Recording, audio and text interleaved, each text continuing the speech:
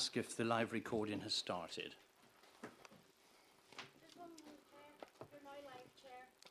Thank you very much. I'd like to welcome everybody to this, the December Council meeting of Herefordshire Council. Can I remind anybody that if the fire alarms go off, would they please proceed through the fire exits? I remind everybody to switch off their mobile phones. The webcast meeting is live on the internet. We're using the new conference system. As I explained, you will press on the right-hand side of the microphone, and your name will come up on the screen, as you can see. So please do not move your seat. That will confuse everybody. I will remind everybody that filming and photography and recording of this meeting is permitted, providing that it does not disrupt the business. If there is anyone who does not wish to be filmed or photographed, please will they make that known. Sorry. And contributions to the meetings will, of course, have their usual timing. And I would remind speakers also that I have a pen as well, if you could just watch that, particularly also if you're quite close to me. Very well. I particularly want to welcome Councillor Matthew Engel as well, as the recently elected member for the Golden Valley South Ward. Councillor Engel, you are most welcome to join us here on Herefordshire Council. I think a round of applause would be appropriate.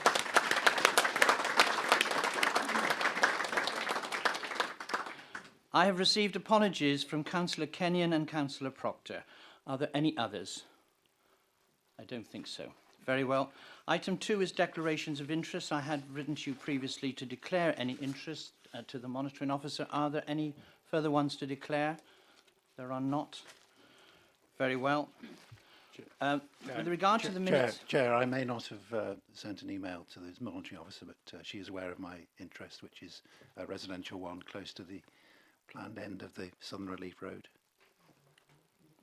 Very well. Thank you. Any others? No. Very well. Minutes of the last meeting held on the 13th of October. An issue of accuracy was brought out with regard to the reply to one of the questions, and on this occasion I have overruled it, but on the basis that we look into this matter from a procedural point of view outside the meeting. Are you all therefore in agreement with the minutes of the 13th of October? Agreed? Very well. Any against? No. Very well. We'll move on then to agenda item 4. That is the Chairman and Chief Executive's announcements. My report is to you. I would only highlight to you the King's Award for Voluntary Service. And you are all very well positioned as elected members and community leaders to be aware of work that is going on in your community. And if you consider that it matches some of that criteria, I do encourage you to bring that to the attention of the Lord Lieutenant's office. I have nothing further to add. Chief Executive, have you anything further to add to your report? Nothing further from me this morning, Chairman. Thank you. Thank you. Very, very fair. Very well. We will note those two reports. Are you agreed? We now move on to questions from members of the public. As I alerted you to, in the Constitution, we are limited to times of 30 minutes for both questions from the public and members. So I have asked the cooperation of members of the public so that we could receive as many supplements in writing. The questions, the supplementary questions, many of them will be coming up on the screen. And what I will ask is that we go straight to the Cabinet member for a response to that question, rather than have the monitoring officer read it out and waste more time. Does that make sense to you? And then we can get through as many as we can in the allotted time. If it'll all pan out as you agree. So, with regard to the first question, which is from Mrs. Russell regarding Herefordshire Council's net zero, I understand that there is a supplementary in writing. That is up on the screen, and I would ask the Cabinet Member for the Environment for her reply. Thank you, Chairman. I am unaware of any monies being received directly or indirectly from the World Economic Forum. Thank you.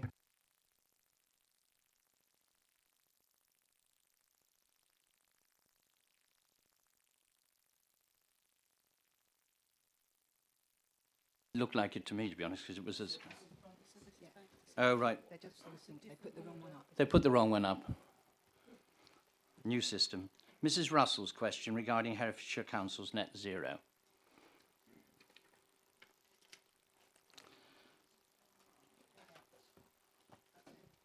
That's it.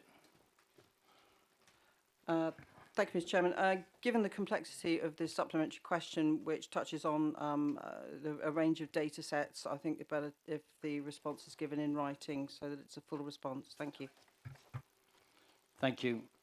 Mr. Banks, question 2, and that's transport and infrastructure. Reply? Councillor Price? Sorry, but it's been, according to the supplementary questions, it's been passed to environment. Councillor Councillor Swindlehurst? Swindlehurst, number Well, 5. the original question was infrastructure because it's about fire safety risks and EV charging points. Can I suggest that you do this in writing, because you aren't going to deal with it today in the allotted time? Very well. Question 3 is Mr. Pugh. Mr. Pugh, are you in attendance? And do you have a supplementary question, please, Mr. Pugh? And as I say, you have a... this is for... if you have a question to add to it. Thank you.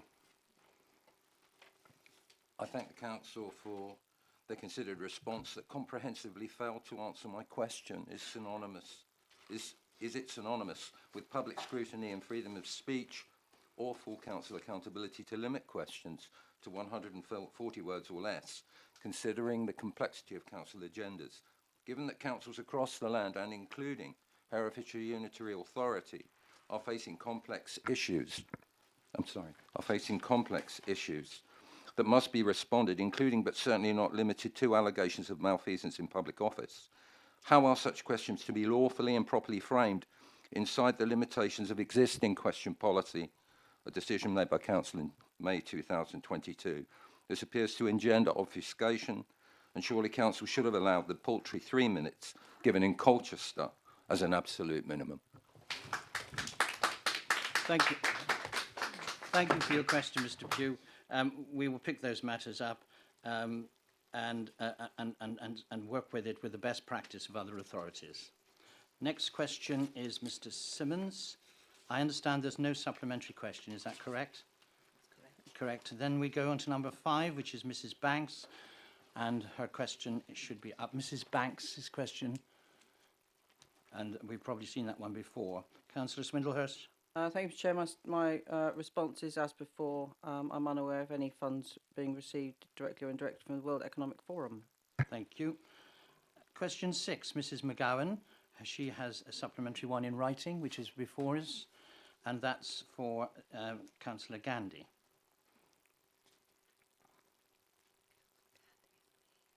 No, Councillor Gandy's there.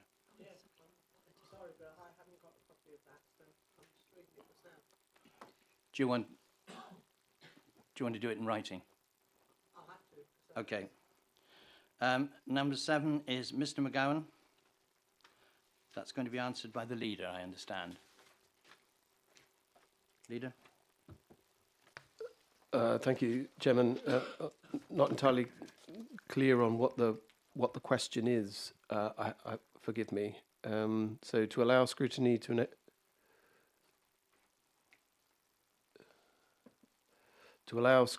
enable raising issues of concern with elected representatives, could councillors undertake carbon literacy training courses to be held in public? Well, I would think that the answer to this would be that this matter needs to be referred to the relevant scrutiny committees to seek their thoughts on the matter. So I will endeavour to raise that matter with the scrutiny committees and the Scrutiny Management Board. Thank you. Thank you. Question 8 from Mr. Moffat. There is no supplementary as it was rejected. Question 9 from Mr. Harrington. There's another question in writing, and that's to be replied to by Finance and Corporate Services, Councillor Stoddard. Thank you, Chair. We have stated that the business case was completed and that this was an outline business case, and that we did not say it was full. With regards to the questions on the SLR and South-wide transport package, we've previously said that this is an allocation for further work in the capital programme, and the report on all options, Eric, SLR and Western Crossing, will form the basis of a report to be considered by Cabinet in January, which will then align our policy with the capital programme, and full details will then be set out then. Thank you. Question 10, Dr. Gleeson. Again, the supplementary is in writing. The Cabinet Member for Transport and Infrastructure, Councillor Price. Yes, thank you, Chairman. We've had copies of papers this morning with the supplementaries on that don't seem to reference the questions as they were first laid out. So I'm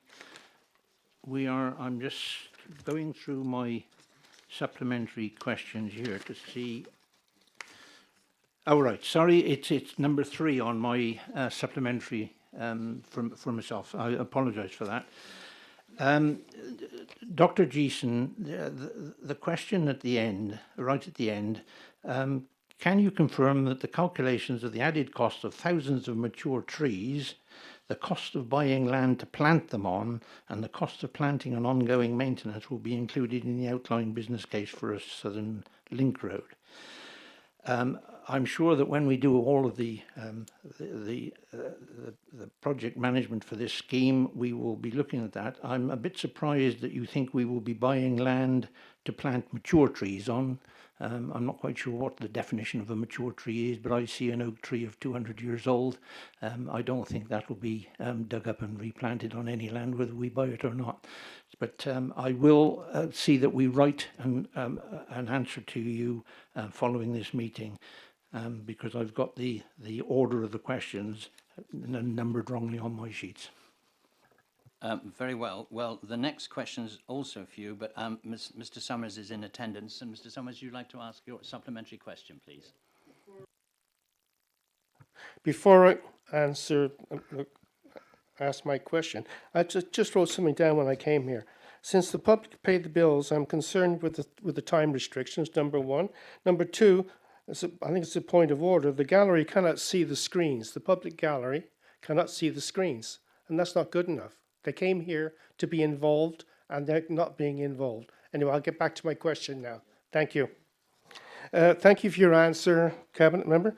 However, I am deeply concerned each time a new administration, for whatever reason, decides to flex its muscle and rehash feasibility studies, especially when it costs the taxpayer thousands. Not counting the studies drawn up by an outside body, and if we believe your figures, so far feasibility studies have cost for the Home Lacey Road just under 180,000, which I presume does not include the cost of the 2015 Home Lacey Road or the traffic sign studies that I requested at that time. My question to the Cabinet Member is, if after all these years of feasibility studies, the design work is only just nearing completion, can the public expect further costs? May I also ask for a clearer picture regarding the funds that were allotted to Home Lacey Road, which were expected to be used for 2023, which are now being moved to 2024. Can we have a clearer picture of how those funds allotted to the Home Lacey Road improvement were used to finance a development in the enterprise zone? Thank you. Before Councillor Price answers that, can I just say, public won't be aware, but the Constitution does allow only 30 minutes for questions. I have raised that issue with all members and asked it to be put on the group leaders' agenda at the next meeting to discuss how we deal with this. And apologies for today's, the domestic setup. This is the first time we've used this, recognised it's an issue, and we will try and sort it for the next meeting. As you know, I was once a councillor, and yes, we are here. We are here for the public. Yeah, you are, and we are only limited time. So I want to get. I'm going to make sure I hear as much of the public questions as possible. Councillor Price. Yes, thank you, Mr. Summers, for your question. I absolutely do not want to be the bearer of bad news, but on procurement at this moment in time, as we all are aware of inflationary costs, by the time that the design of this scheme gets to the procurement for a tenderer, we're likely to find that it will be in excess of what the figures were to start with. I don't have any more details on it at this present moment, but we can take it offline and have this conversation. Thank you. Thank you. Question 12 is from Mrs. Weg-Prosser, and that too is in writing. And again, that is Councillor Price.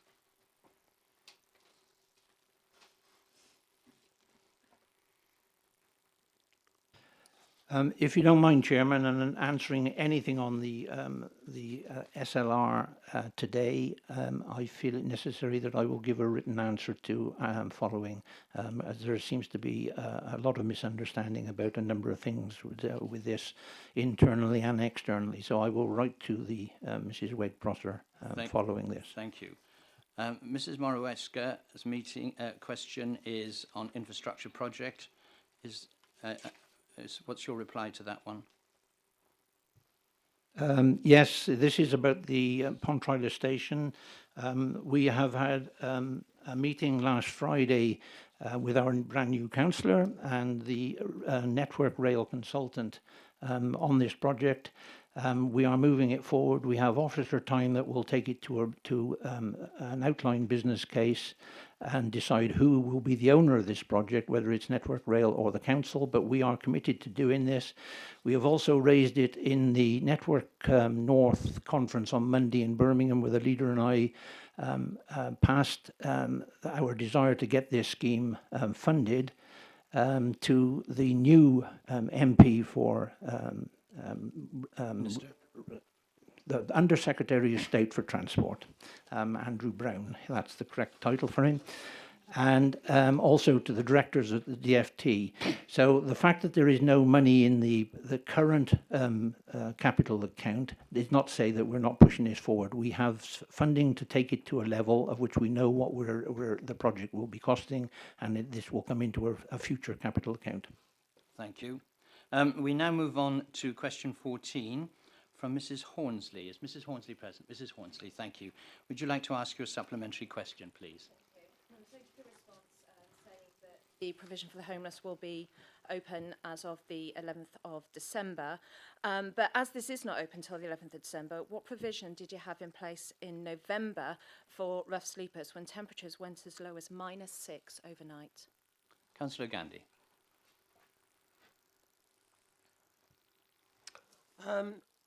For the last few years, we've operated what we call a SWEP, which is a severe weather emergency protocol, and this takes effect from the 1st of December until the 31st of March, or if the weather continues to be bad after the 31st of March, we would continue it into April. Similarly, we would do the same if the weather became extremely hot. We would implement the same scheme. So we implemented the scheme at the beginning of December in a temporary accommodation, because the more permanent accommodation, which will be ready on the 11th, wasn't available by then, and I can assure you that as from the 11th that the accommodation will be fully up and running, and that at this present moment in time, any time that any time temperature drops below 0, or any time the weather is cold, there are facilities available within various premises across the county to house our rough sleepers. Thank you. And question 15 then is from Mrs. Steele. I understand Mrs. Steele is attending, and it's on restorative practice.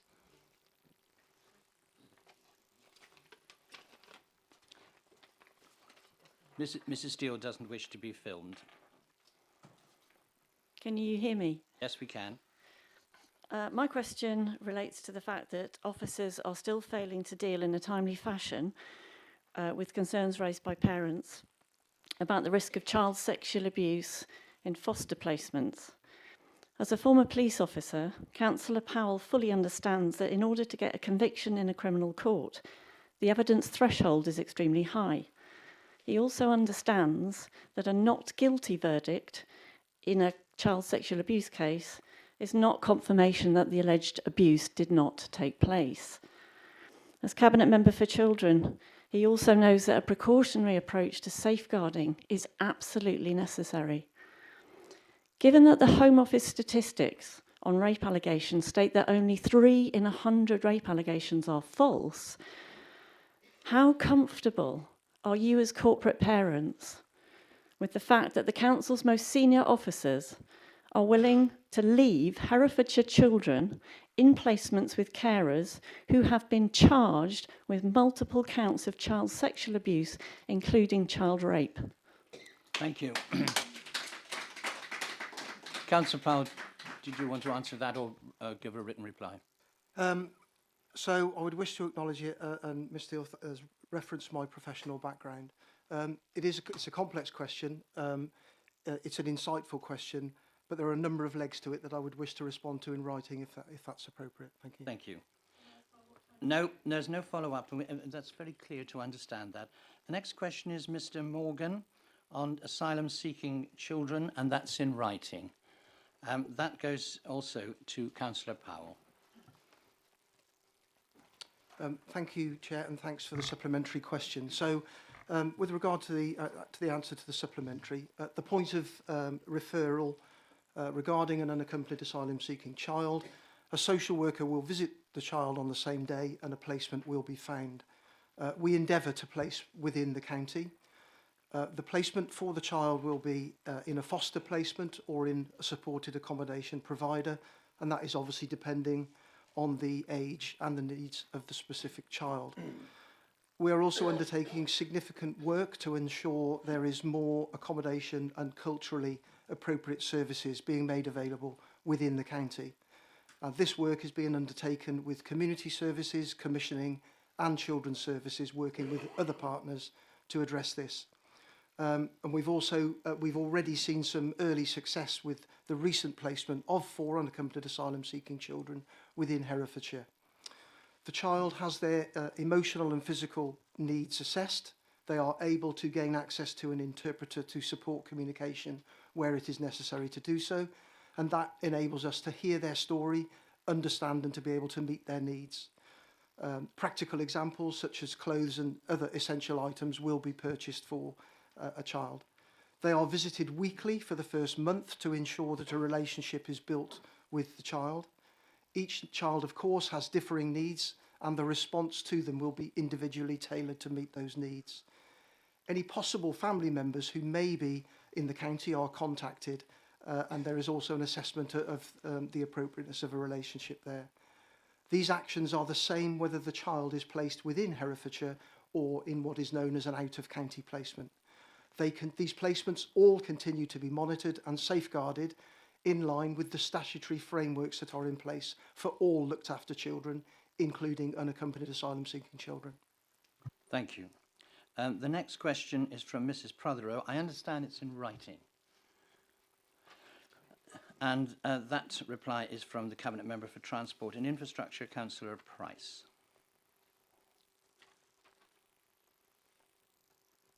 I don't seem to have that on here. I'll have to look to see what the question is. Sorry, where is it?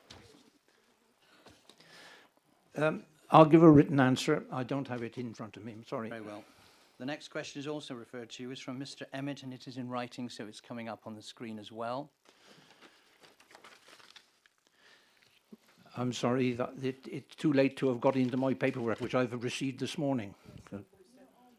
Very well. You will give a written reply. Question 19 is from Miss Reid, and I understand she is in attendance. This is on accommodation on costs. She also does not wish to be filmed. Mrs. Reid. Miss Reid? Yes. Can you hear me? Yes. Right. The response to my public question was, between April and September 2023, the allowance has been paid to 32 agency workers at a cost of £126,684. I would have preferred the response to name the allowance and to state that no other workers had accommodation paid for by Herefordshire Council. It is possible that non-agency workers had accommodation paid for. I calculate the average cost of accommodation per worker for 1 year would be nearly £8,000, which presumably would be paid in addition to the normally more expensive cost of employing agency workers compared with permanent workers. For the period, please break down by directorate how many workers had accommodation paid for by Herefordshire Council and how much did this cost the council? Thank you. Cabinet Member for Finance and Corporate Services, Councillor Stollard. Thank you, Ms Reid. I will have to provide you with a written response to that, which I'll do in due time. Very well. Thank you for members of the public for that. As I said, we'll be picking this whole issue up with group leaders and council. Let us move swiftly on then to questions from members of council. The first is from Councillor Oliver on NEETs. Do you have a supplementary reply, Councillor? Yes, please. Thank you. Yeah.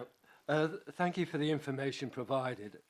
It's somewhat reassuring, the figures you've given, as I expected them to be way beyond that.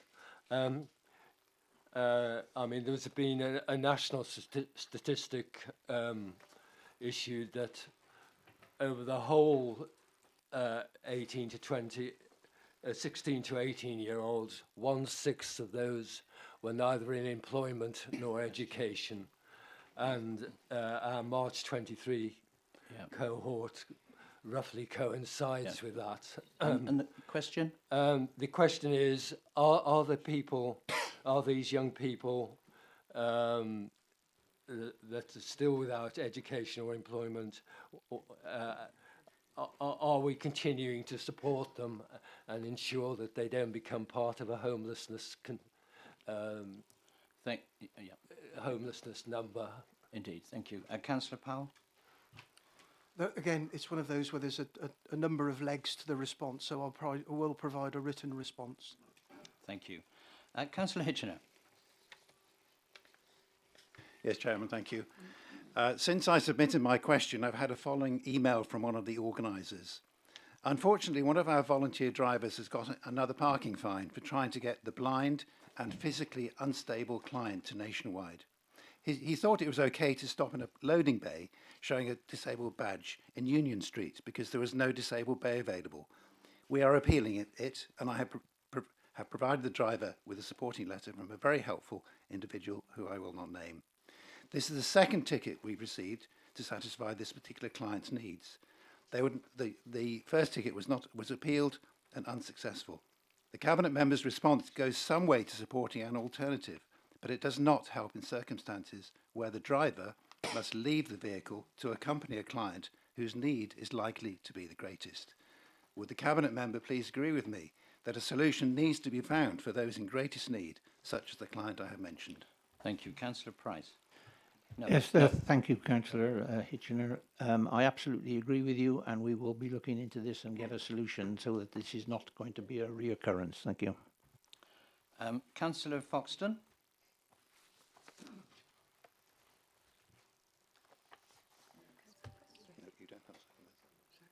Councillor Foxton, did you have a supplementary?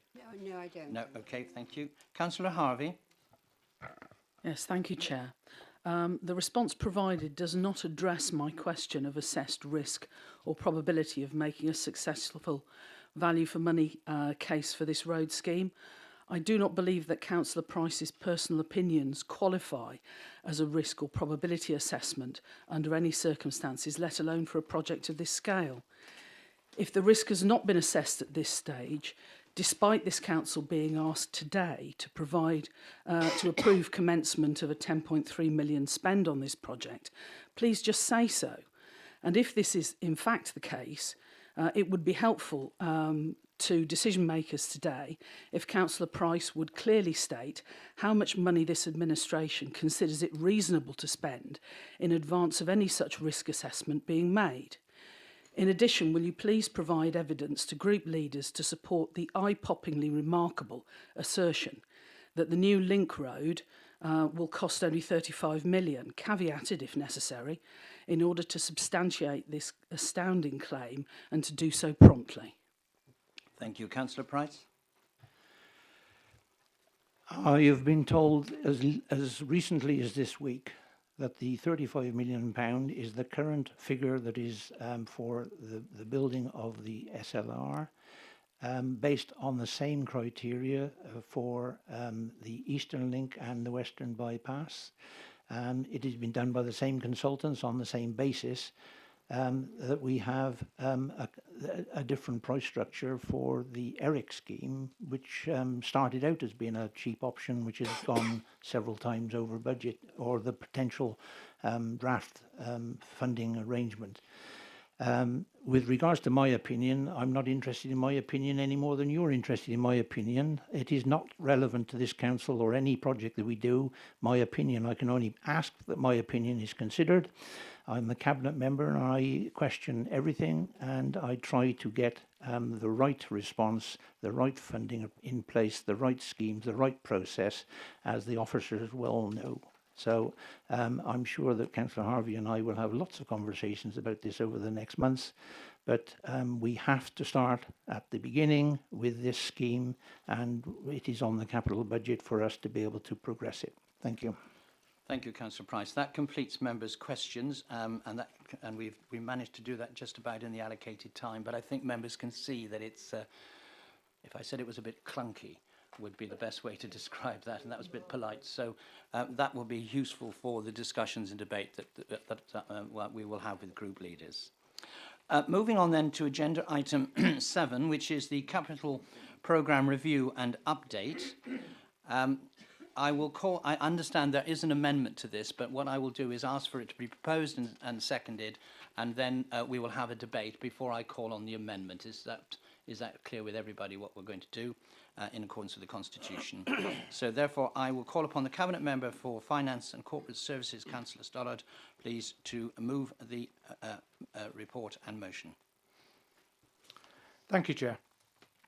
I'm honoured to propose this capital programme to Council today, which shows this administration's focus on addressing the issues that matter to the people of Herefordshire whilst supporting the delivery of growth. Whilst the majority of the capital programme, which is valued at £327 million, as approved by the previous administration in February 2023, remains, there are, however, a number of changes that I wish to propose to Council today, which amount to approximately 10% of the value of the programme. As part of our review, we identified a number of existing projects to free up funding. In total, these actions have made available a total of £17.6 million of funding that we can reallocate. And this, together with £14.2 million of unallocated capital receipts, which were unallocated for over 4 years, has enabled us to have a total sum of £31.8 million available. The first new project that we propose to be added to the capital programme is the Southern Link Road at a cost of £10.3 million. This will enable this administration to start to address the issue that the people of Herefordshire have in regards to traffic congestion on the A49 through the provision of the necessary infrastructure to support the growing of the Herefordshire economy. This funding will enable land negotiations to begin and initial works to commence while a full business case is developed. In support of the proposal to relocate the library into the Shire Hall, we propose £3 million for Shire Hall improvement works to fund the works required to enable this historic building to once again open and support its use as a cultural hub of the county. Putting children's services at the top of our agenda, we'll allocate £0.1 million to conduct the works necessary to create a care leavers base in the Shire Hall Annex, thus providing these young people with the support and assistance that they need and they deserve. We will address the condition of the county's roads by proposing an additional £10 million to improve the road network through resurfacing those parts of Herefordshire's highway network which requires the most urgent work. This will be in addition to existing commitments for next year.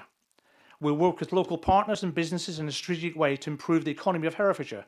The inclusion of the partnership with the Wye Valley Trust to enable the development of an education centre at Hereford County Hospital, together with the Council's partnership with Herefordshire and Worcestershire Group Training Association to enable further development of vocational work-based skills across the county, are examples of these. These projects will require full repayment by the respective organisations, including interest costs, and will have therefore no overall effect on the capital or revenue budgets. Highlighting this administration's focus on growth, we will address employment, land and incubation space. The previous administration required that these projects to be funded through the sale of units, plots, external grants or rental income. In the last 4 years, no sites have been developed or plots sold, and subsequently nothing has progressed. This administration will break this cycle, and in support of the creation of jobs and the economy across Herefordshire, we propose a total of £12 million to be assigned to this project with no expectation of repayment.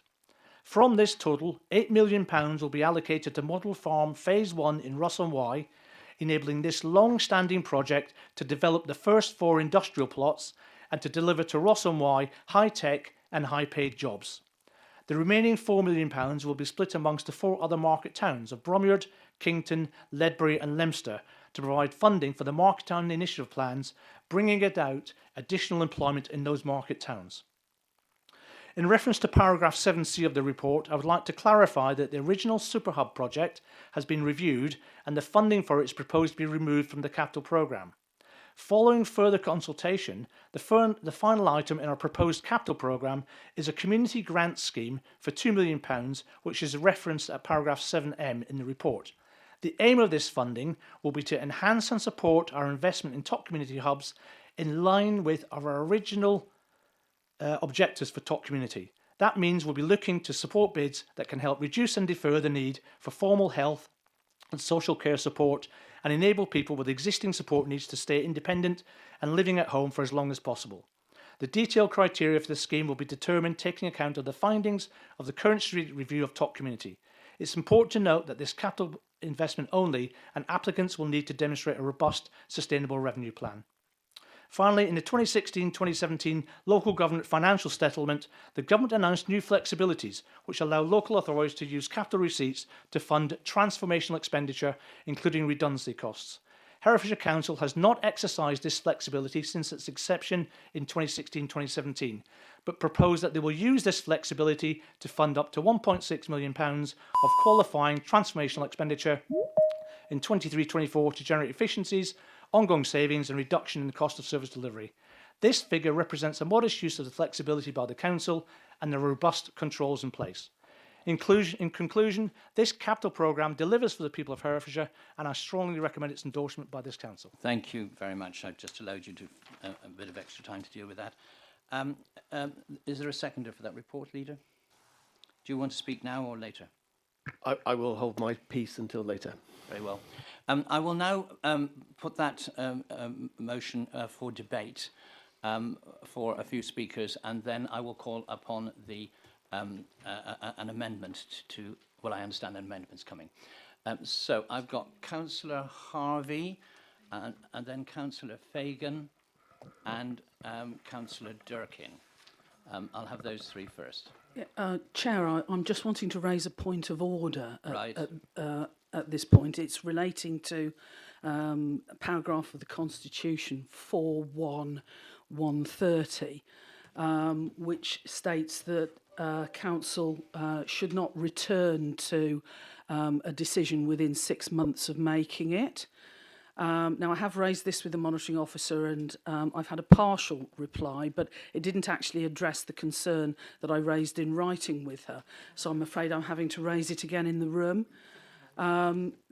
Okay. This council's being asked to make a... Chairman, I can respond to that. I've just quickly looked, and that's about motions. This isn't a motion. This is a paper. No, everything that comes to council No, this is completely fine, Chairman. Everything we have been told in council that everything on our agenda is a motion of sorts, and this is a motion to approve the amendments to the capital programme. The cabinet papers for next week have been published now, which show the draft budget for next year, and at Appendix C to the agenda item 8 for that, this same programme is going to be proposed next week with alterations to go to council in February, which is within 3 months, let alone 6 months, of this decision that we're being asked to take here today. So my question is the decision that we are taking here or being asked to take here going to be subject to that paragraph because the paper going to Cabinet is headed the 23-24 capital programme and not the 24-25 one? And does that mean that we are going to have to waive some portion of our constitution in order to reconsider a capital programme that Cabinet is going to plan to change next week, let alone in 6 months' time? Okay, thank you. Monitoring Officer, do you want to reaffirm what you said? Yes, thank you, Chairman. I can confirm that those paragraphs are relating to motions on notice or other motions. It's not with regard to proposals that are on the agenda now when there are detailed papers. This paper before you is completely lawful and you can vote on it. But we've been told by previous monitoring officers that everything on our agenda is a motion. Are you saying that that previous determination by our monitoring officer is incorrect? Councillor Harvey, I think we've had the direction from the monitoring officer. I suggest we take the item, you can take the matter outside the room, but I think at this point I'm satisfied, and looking around the room there seems to be general acceptance that of the monitoring officer's decision, then we will continue with the debate. We'll count on, Councillor Fagan. Thank you, Leader. The question is in relation to the Community Capital Grant Scheme. So it says there that the aim of the scheme is to actually support the original ambitions of Talk Community. And, you know, I would say that actually we need to look a lot at what we've learned post-COVID before we actually make those sorts of decisions, but also that the scheme is going to support and enable people with existing support needs to stay independent and living at home for as long as possible, which suggests that we're only talking about those people who are either infirm or elderly. And the question is, we know from the Children and Young People Scrutiny Committee that the early intervention and early help for families that need some support is absolutely crucial. And I want to know whether the proposal for the Community Capital Grant Scheme is going to include projects that involve community groups supporting families and children. Thank you. And Councillor Durkin.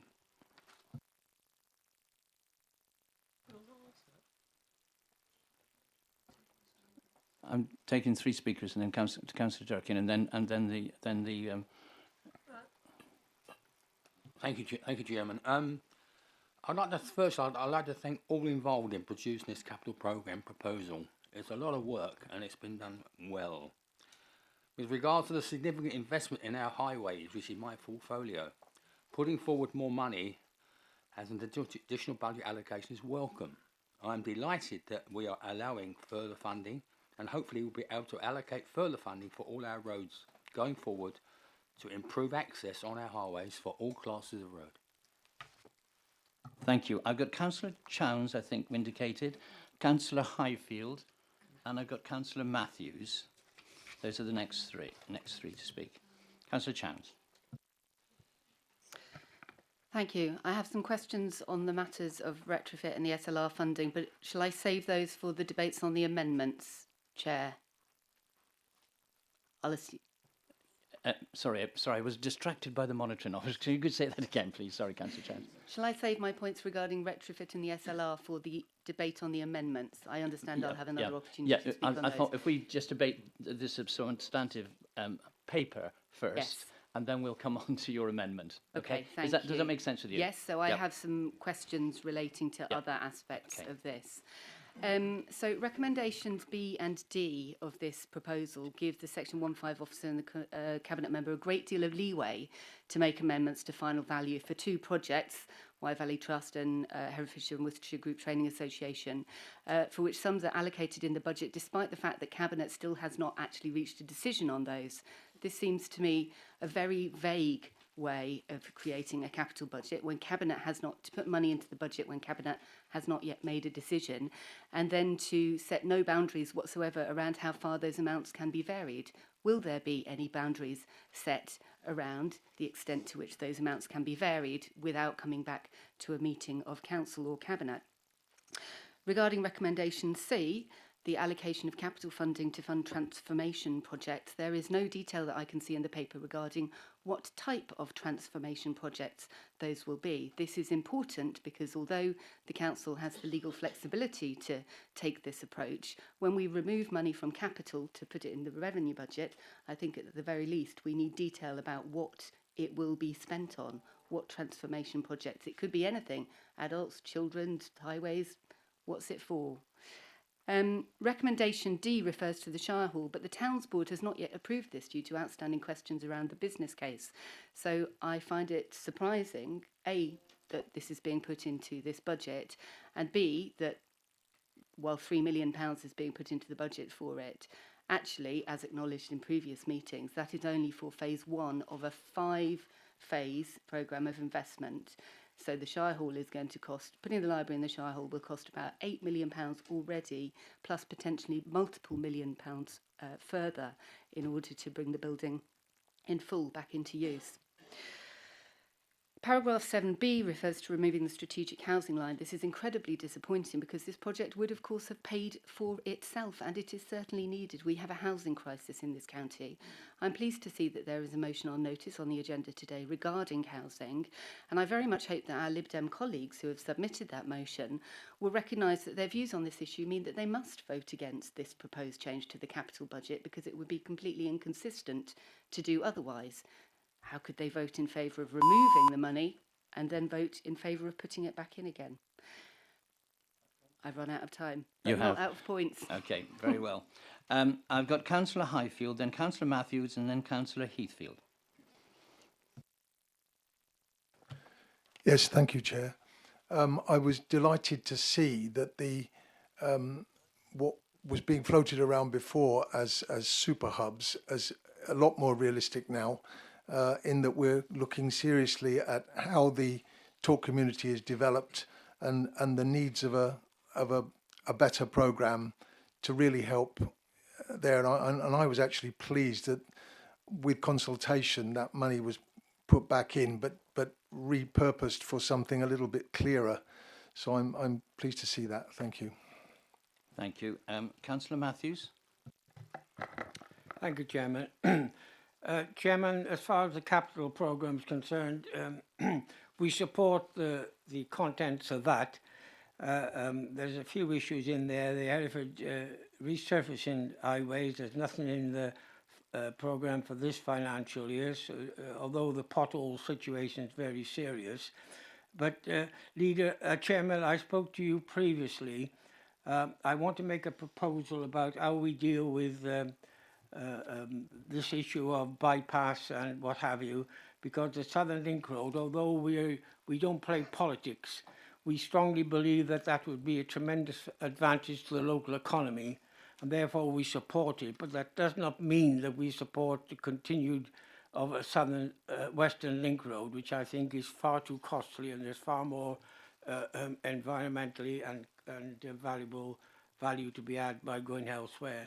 Now, I've told you that I'm going to make a proposal, so can I do a little bit of background? Will you permit me to give a little bit of background of the history of that, so that Well, I can... yeah, you've got 1 minute and 50 seconds. That's not going to get as far. I've got 3 pages here.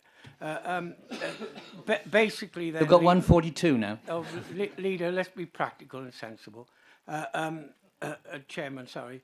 What I was going to propose, but I was going to give a sound background on why that should be, that this council gets together after Christmas because there's so many new members, and to look at these proposals of bypasses and infrastructure generally, because unless we get our infrastructure sorted out, and what's been proposed isn't the way forward in our opinion, we get together for a day and that we sit down as everybody there with engineers and business people and try and talk the matter through to see if we could find a more suitable and cost-effective way forward. So if you could agree to that, please, I'd be ever so grateful. So we get together so that new members can be totally briefed on all the options. Thank you. Thank you. I'm sure that'll be taken up by the proposer. Now, I've got Councillor Heathfield, then I've got Councillor Oliver, then Councillor Bramer, and then Councillor Stark, and then and I've got, wait a minute, then Councillor James, and then Councillor Harvey, and then what I was going to say then was I think I've debated it, the substantive paper, and Councillor Hitchener, and then after Councillor Hitchener, we will then move to a amendment. Is that okay and clear with everybody? And can I remind you? No, it is. You can speak as in normally in the debate, in the discussion, okay?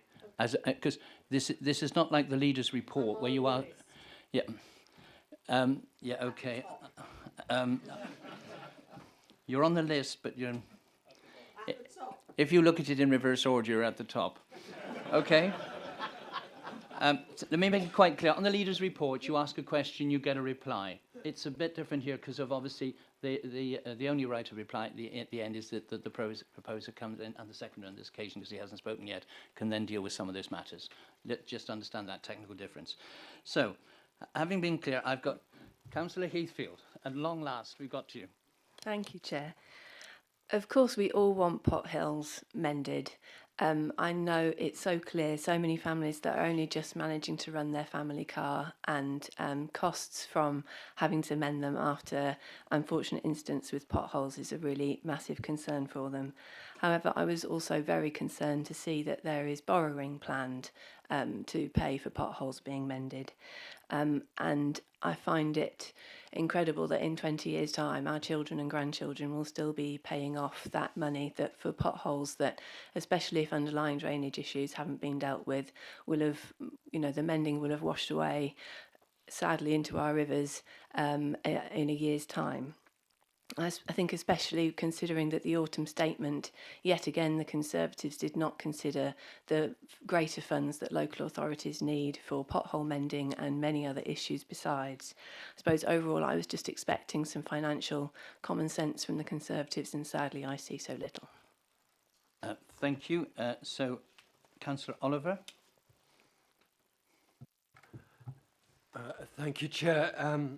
Regarding the resurfacing Herefordshire Highways programme, I welcome the change from reactive maintenance to resurfacing, but the sum allocated 4.7 million, as far as I know, would cover less than 20 miles of resurfacing. Can you advise the total mileage that Herefordshire Council looks after, of roads that Herefordshire Council looks after, and some idea of the total cost it would do to resurface these roads? Thank you. Councillor Bramer. Thank you, Chair. I would just like to say that I'm delighted to see that Model Farm is back on the agenda, as I have been involved in starting and keeping the project alive for more than 20 years, since I first joined the council in 2003. I believe that the provision of high quality paid jobs in a modern industrial park with its superb communications with the motorway network will be the best way forward to support and revitalise the economy of Ross-on-Wye, and I welcome this. Thank you. Thank you, Councillor Bramer. Councillor Stark. My point too is on Model Farm, and a slightly different perspective from Councillor Bramer. While I welcome the 8 million that has been allocated to Model Farm, the levelling up bid was 19.1 million, and this administration knows that I have asked questions about what will we get for the 8 million and whether it will actually deliver what we were going to get for the 19.1 million. With that in mind, Chair, I note that the line for investment in Employment Lad is actually 20 million. And I'd like some clarification on that. So while I welcome the 8 million, it's still not sufficient, and I still am concerned about whether the full potential Model Farm will be realised by the capital programme allocation. Thank you. Thank you, Councillor Stark. I've now got, in my books, I've got Councillor Harvey and Councillor Hitchener, and I'm missing somebody, and then Councillor Gandy. Who else was it? It was Councillor James. Councillor James. Oh, Councillor James. Councillor James, you're next. You're next. Thank you, Chair. Slightly on the load. I mean, this is like the curate's egg, excellent in parts, but, you know, I always remember the first time I went to a financial meeting when I was first a councillor, the treasurer saying, you know, you can have anything you want, but you can't have everything you want. And that's the case in this particular thing. You know, excellent in parts, but not necessarily excellent. We welcome the model farm especially, and it's unfortunate that over the years, I mean, I think councillors forget, the current cabinet, that this was initially a proposal that was dropped by the previous but one administration and then continued the dropping under the last administration. And this is what we have to do. This is so vital. We have to have growth in employment and in the county.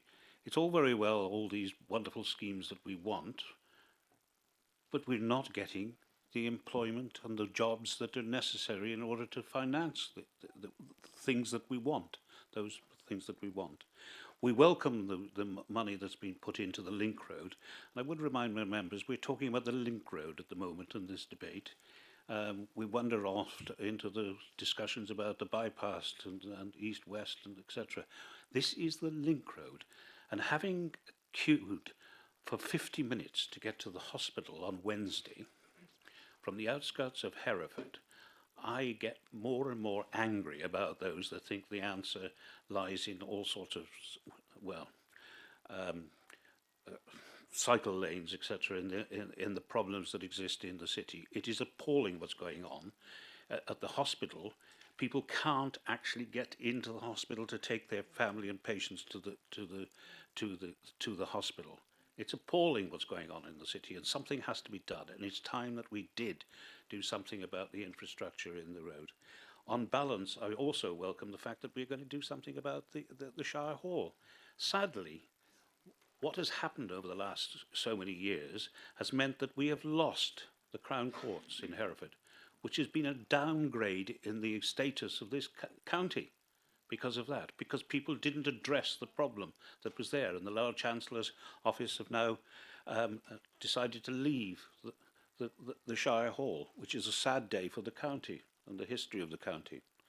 So on balance, with some concerns perhaps about the Shire Hall and what is the long-term cost of that particular project, but sometimes you have to, on important issues which are about the heritage of the county, sometimes you have to travel in hope in order to get where we want.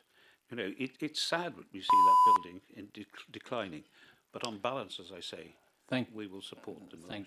Thank you, Councillor James.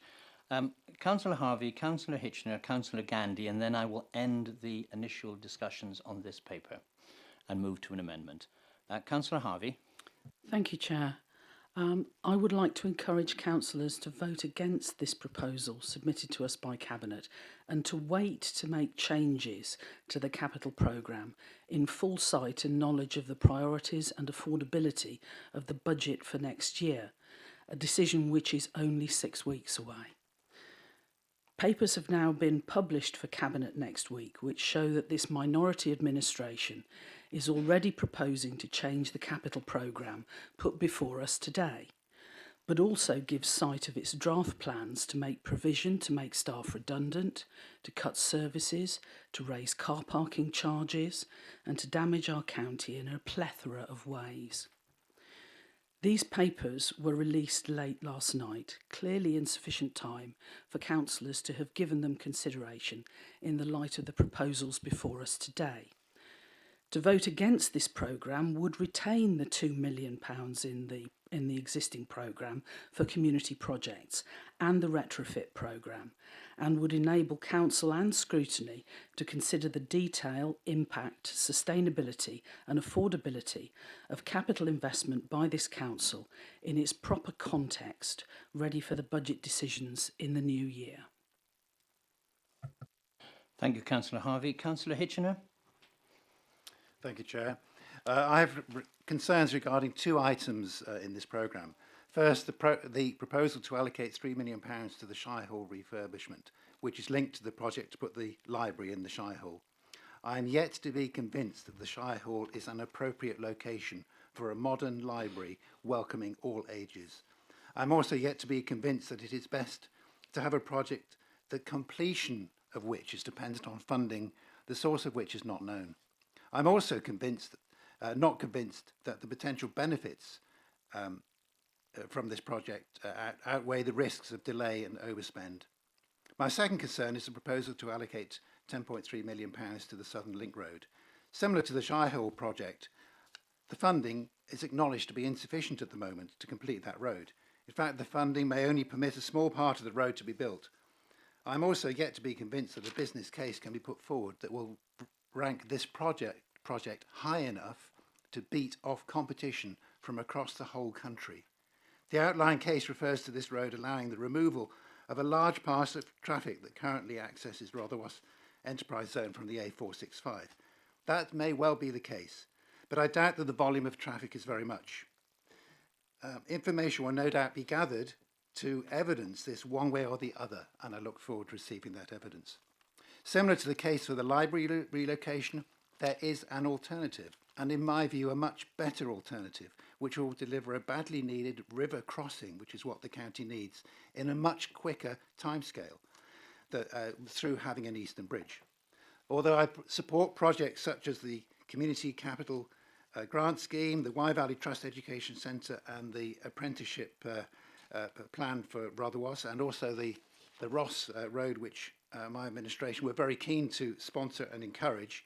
We submitted a claim to the government, who turned it down, but I cannot overall support this project. I would add one curiosity, which has been already mentioned by Councillor Chowns, which is the removal from the plan of £20 million for housing. What a great idea it is to have that in. And later on this meeting, we will have a motion to support the council encouraging housing. So how can, on the one hand, members vote against, vote in favour of this resolution, and then in a moment or two, we're going to have a notice of motion supporting putting money back in? It just does not make sense to me. I welcome support Councillor Harvey's suggestion that approval for the capital project be deferred to an annual meeting in 6 weeks' time, which seems to be a more prudent approach given the financial uncertainty all councils face over the next few years. Thank you. And finally, Councillor Gandy. Thank you, Chairman. With regards to the comments made by Councillor Fagan, I can assure her that the original plan, which was set out for Talk Community, was to take pressure off the NHS, adult social care and children's social care. And so they will be the main topics that we will be looking at. We will not be just looking at the elderly population or the prevention of people going into hospital. We will be looking at all three, what are very extreme pressures being put upon both the NHS in Herefordshire and upon us as a local authority. I have visited a number of the voluntary organisations who I do not know whether they put bids in the initial round, because I made a point of not looking to see who they were, but I have discussed with them what the proposals I am looking at going forward, and they are in agreement, the ones I've spoken to, that they think that that is the right way forward. Herefordshire Council I am more than happy that £2 million goes into supporting local community bids, but we do not have £2 million just to give away to local authorities, local organisations. There has to be a payback, which is to try to reduce the pressure on children's services, adult social care and the NHS. Thank you very much, Councillor Gandy. Now, I'm going to move to Councillor Chowns, who's going to move her amendment. Can I ask that her amendment is displayed? And Chairman, could I come in on a point of order first, please? A point of order, yes, raise. Yeah, well, I was a little disillusioned by your answer to my request that we get together all members to address this issue of transport, because there's so many new members, and I didn't get a direct answer of what you propose doing. I spoke to several members and they're enthusiastic about that idea. So can you tell me if that's going to take place or not, or can you put it to a vote? Well, I didn't take it as a proposal or seconded.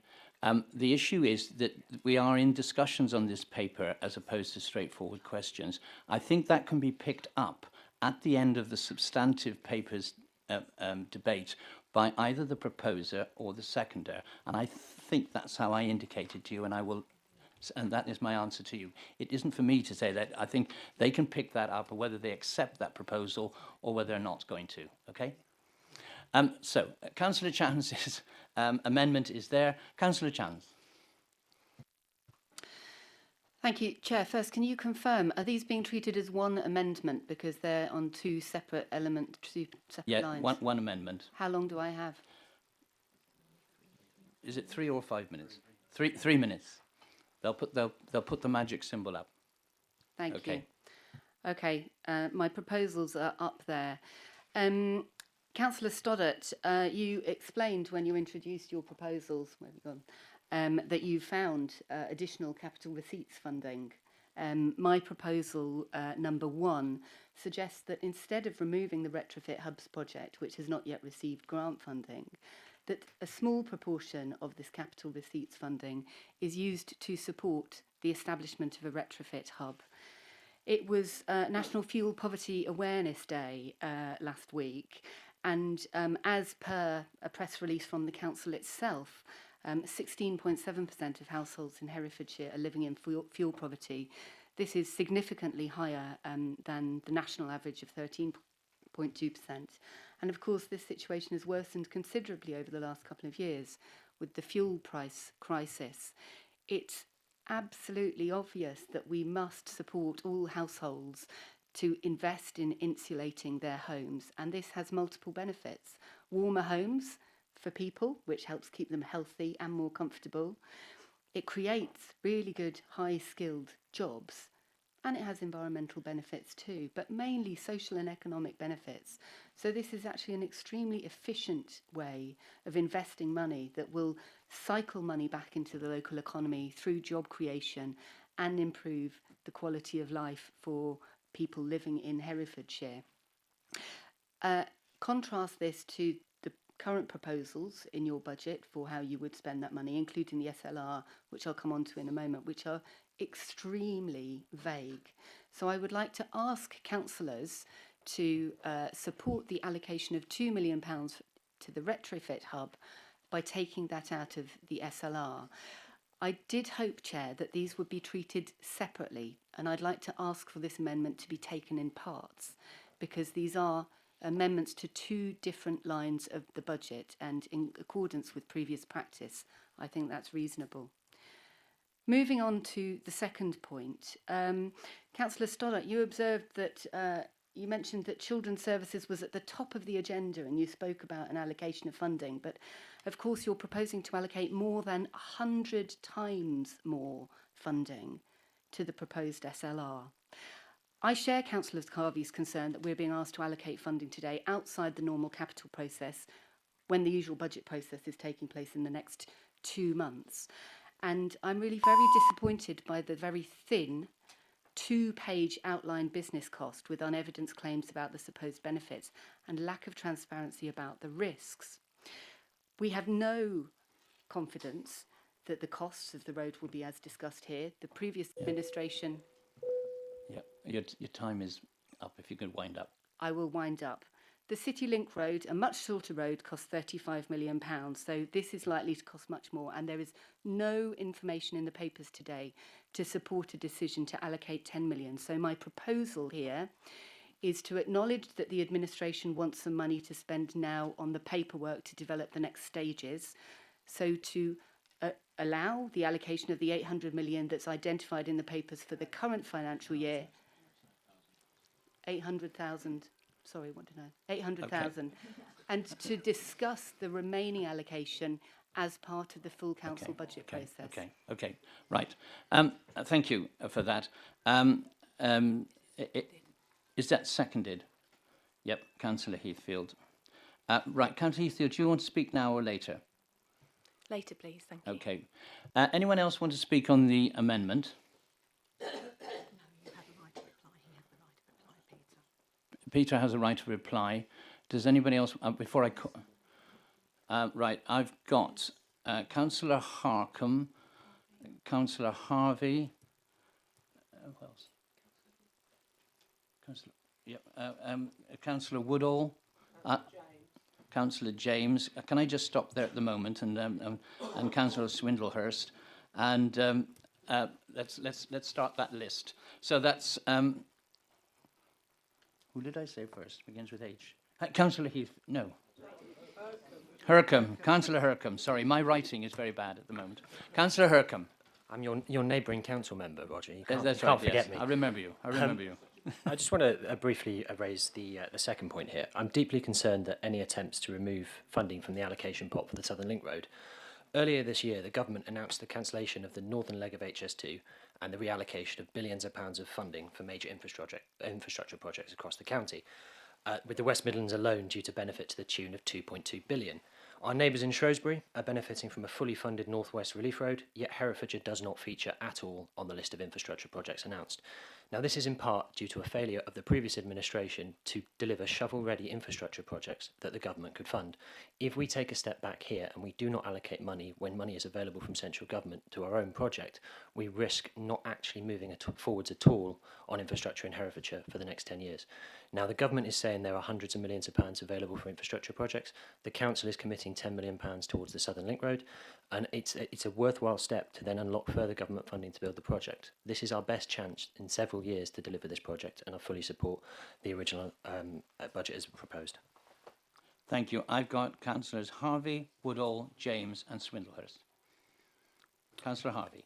Thank you, Chair. Well, picking up on the points just made by Councillor Hercombe, I mean, if he's worried about changing the numbers that are being proposed here for the Southern Link Road, he's got a very short memory, because he only needs to look at Cabinet papers for October to see that the figures originally proposed to go into the capital programme for the Southern Link Road were 12 million, and his own administration has plundered that to the tune of 2 million.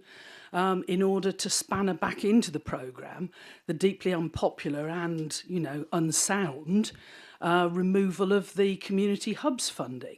So all this is really asking for is giving you today's money that you're asking for in this financial year, but saying let's look at the future years' funding in the context of the bigger picture that this council is facing, and reserve it to a review of a capital programme in the context of the budget and the medium-term financial strategy for the next 4 years. And I know that Councillor Hercombe and other councillors in this room are prudent and pragmatic and are capable of being swayed by logic and common sense. So I really do hope that that this amendment is supported to enable a review of the big picture in, let's face it, only 6 weeks' time, and only next week if you look at what's coming to Cabinet. Thank you. Councillor Woodall. Thank you. Yes, looking at the way the budget for the SLR has been prepared over the next few years, it says 10,300,000, which obviously isn't going to produce a road. So this is all preparatory money anyway. And can I ask, therefore, how much of the 800,000 that was allocated for 23-24 has already been spent?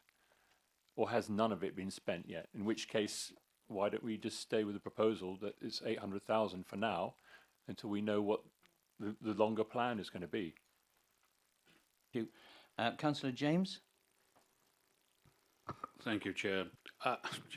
Let's be honest about this. These amendments are just wrecking amendments in order to try and stop infrastructure taking place in and around the city. I can't believe it that members from Ledbury, Leominster, etc., are trying to stop infrastructure around Hereford. It's crying out for something to be done. The traffic is appalling in Hereford, And the sooner we realise it, you know, what if we suggested we were going to put trees on the Ledbury bypass, you know, and do that sort of thing? What if Ledbury hadn't got a bypass? What would they be saying? They would be crying out for, and likewise Leominster, if they hadn't got well, I'm afraid it was all before. It was all those two places before. You know, Ledbury's got a brilliant bypass. Leominster's got a sort of bypass, but it's certainly, if it was as it used to be, going through the city, centre of Leominster, it would be an appalling place now for traffic. So please, you know, if the money doesn't forthcome from the government, then you'll have this back in the budget, and you'll be able to do some interesting things, perhaps, or not, as the case may be, in the coming years. So, for goodness sake, let's get on and do something. People in this county are sick to death of people trying to sabotage something happening in the county. Thank you, Councillor James. I've got Councillor Swindhurst, then Councillor Hitchener, then Councillor Fagan to speak at this moment in time, and Councillor Heathfield. And Councillor Stark. Okay. Councillor Swindlehurst. Thank you, Chairman. So, yeah, I'll just pick up on the amendment from Councillor Chowns, the removal of the retrofit hub. I agree with Councillor. Retrofit is an incredibly important part of our journey to net zero. We have a lot of housing that needs retrofit, and fuel poverty is a real thing, and it is a real problem within this county. The retrofit hub on the budget line was an unfunded item. It was waiting for grant funding to be attached, and we are continually seeking out that grant funding, and should it be forthcoming, it will come back in as an item. But subsequent to the original inclusion of that line, we were successful in securing a large government grant of 7.744 million through the Home Upgrade Grant Scheme 2. And that aims to install clean heating systems in domestic properties of EPC D and lower at an average cost of £18,000 per property. So it is a scheme that will very much assist with fuel poverty and that we are delivering. There was an under-delivery in previous grant-funded schemes, but I have been assured that we are on track to spend all 7.74 million of our allocation over the life of the HUG2 scheme. I've also been informed that if further budget were to become available, it would be challenging to actually deliver it, and we would need a mechanism to do it through contracts, installers and so forth. I also want to just touch on the broader budget and assure members that we will continue to deliver on the ambition of the Council to achieve net zero by 2030. And we are investing over 20 million in active travel, renewables and retrofit. We will be supporting our journey to net zero and nature-rich Herefordshire. 6 schools, for instance, have benefited from free installation of solar PV. I think 4,000 panels in total have gone in. Retrofitting of fuel-poor households, I've already mentioned. We are putting in electrical vehicle infrastructure. There's a Green Homes grant of 819,000, Greening the City, business energy efficiency of 1.1 million.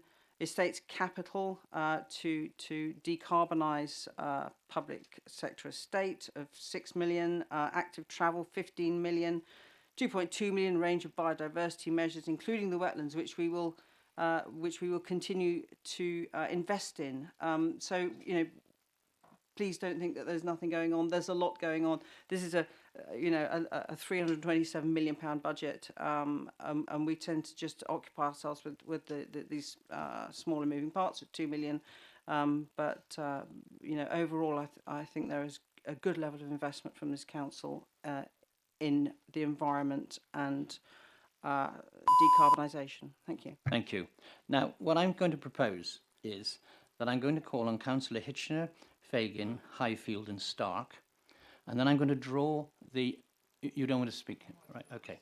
Right. Then I'm going to... So therefore... And then I'm going to call on Councillor Heathfield to second it, and then Councillor Stockard has the right to reply on behalf of the original motion, and then I will put the motion, the amendment to the meeting. Is that a content? So we're clear what we're doing. Very well. So Councillor Hitchener, then Councillor Fagan, then Councillor Highfield. Thank you, Chair. I think councillors have a real concern in respect to the Southern Relief Road of how much it's going to cost. So the figure that Councillor Price has been given is £35 million, and if he has had professional advice in respect to that, I think perhaps the figures and the consultation should be available to all councillors to justify that figure. Councillor Hercombe mentioned the Shropshire roads. Those were in significant financial difficulty. Their budgets have gone through the roof. Perhaps he might enlighten us, please, on how much those costs have gone up in respect of Shropshire. They have had to be rescued by central government to enable their project to continue because of the increasing costs. So again, that sort of reinforces my view that I think councillors need to know before going ahead with this project there ought to be much more certainty about the level of costs.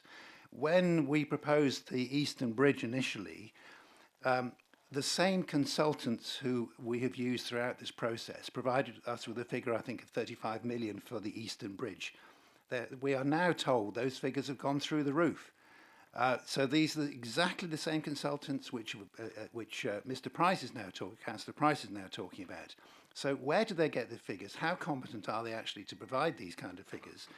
So the 35 that we were quoted on the Eastern Bridge, which was going to be a really good solution, those, as I say, they have gone through the roof. But we have the same proportion should apply to this other proposal, the Southern Relief Road. And finally, to Councillor Matthews' suggestion, which I'm a little bit lukewarm about, because he is suggesting that councillors need more information. The councillors should know what they're voting for, and that they don't at the moment. I think that the councillors have a responsibility to know what the position is, and it shouldn't require a special meeting. They should have already done their homework and know it. But if a special meeting is required and more information is required, it just puts fuel to the fire that this decision should be postponed, delayed, and one way of looking again at this is to limit the initial spending to £800,000. Thank you. Thank you. Councillor Fagan. Thank you, Chair. I just want to take issue with the points that Councillor James was making about alleviating the Southern Link Road, alleviating the traffic problems in Hereford City. I mean, here we're talking about the initial spend of £10 million on a piece of road that will link two roads south side of the city, from the A465 Abergavenny to the Rotherwas roundabout. That is a small section of road, when actually all the evidence from the review into the transport plans that we had, that was undertaken by the previous administration, showed that the vast amount of pressure on the traffic network within Hereford was actually produced by local journeys within Hereford City itself. And so it obviously makes sense to try and sort out the traffic within the city before we spend vast amounts of money on a road linking two roads to the south of the city. Thank you.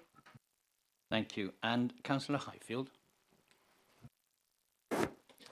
Thank you, Chairman. I just ask if anybody has seen the very interesting documentary about Big Oil's battle against the story of climate change and global warming. And it was led by ExxonMobil, who, in my opinion, are one of the most dishonourable companies in existence on the planet. And their policy initially was to fund denial. They put lots of money into it. Anything that could deny the science on climate change, they pushed it. And when denial was no longer an option, they then got to obfuscation and delay. We're not sure about the numbers. We can't decide yet because we need the exact figures. Well, to echo Councillor James's comment, we know enough to get on with this infrastructure work. We don't need to obfuscate and delay. And that's all these people are talking about who oppose this. They don't want a bypass, and so they'll do anything to obfuscate and delay it and hope that it can somehow disappear. Thank you, Mr. Chairman. Thank you. I'll now call upon Councillor Heathfield to second the amendment. Councillor Heathfield. Thank you, Chair. Thank you so much for all those points made. I think it's very important that the business case for the Southern Link Road is developed, and it for 2024-25, it sounds like that £800,000 is a worthwhile amount of money to put into that, and I do not see why that greater amount needs to be agreed today and now. And I was very pleased to hear Councillor Gandhi speak up about the importance of saving the NHS and adults and children's services as much money as possible, and that we don't wait for grants for that. We pump prime those kind of investments. So it's of strategic importance that that retrofit hub is funded. People need warm homes that are not making them sick. They need to live in homes that are not damp and cold and mouldy. The hub would be helping to build up new businesses and new business models that this county sorely needs. Thank you. Councillor Stollard, you have a right to reply to the amendment before I take the vote. Thank you, Chair. Firstly, I'd just like to pick up on Councillor Hercombe's point earlier, which was that the government has given funding for Shrewsbury's Relief Road as a result of the cancellation of HS2, thus avoiding the need for the council to fully fund the project from their own budgets. So that's a piece of very good news. Picking up very much then on to Councillor Chown's point about it's clearly obvious the need to support the retrofit hub. I would like to, however, then ask, as Councillor Chown is a cabinet member in the previous administration, where £14 million of capital receipts sat unallocated for more than 4 years, why is it so important now, but why wasn't it then important that she did it in the last 4 years? Thank you. Very well. Right, the amendment is before you. Can we have the amendment put back up again, please, so that everybody is quite clear? And so is everyone quite clear what we're voting on? So we're voting for the amendment as proposed by Councillor Chance. You did. Where the monitoring officer advised me that we will take it together, and Councillor did to take on any aspect of it, so it will stand as it stands as one amendment. All those in favour of the amendment? You've got it in writing as well. Very well. All those in favour of the amendment, please show.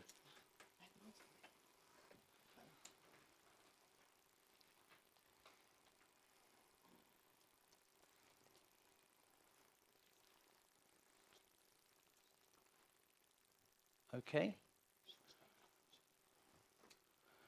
All those against the amendment? That looks like a clear majority against the motion. Therefore, the amendment has been lost. I'm now going to go to the substantive paper that was originally proposed. I am aware that the seconder has the right to speak and the proposer again. However, we could go straight to the vote if you want that to happen. Are you content that we go straight to the vote? Very well. So we're now voting on the original proposal proposed by Councillor Stollard. All those in favour?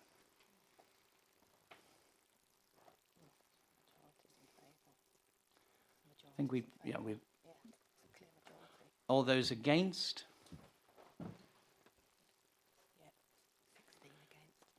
And are there any abstentions? No abstentions. Therefore, that paper has been confirmed. As outlined, we will now have a comfort break for a period of 10 minutes before we resume the rest of it. So can I ask for that the live streaming is halted, please?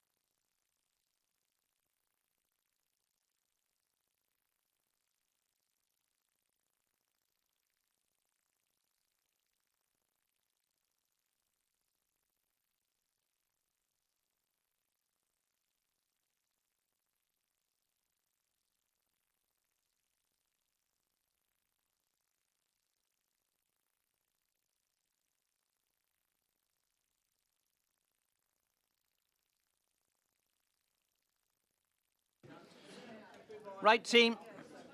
Right team, come on.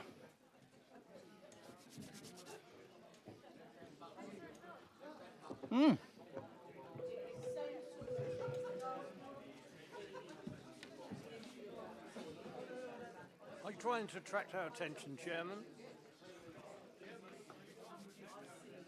Yes.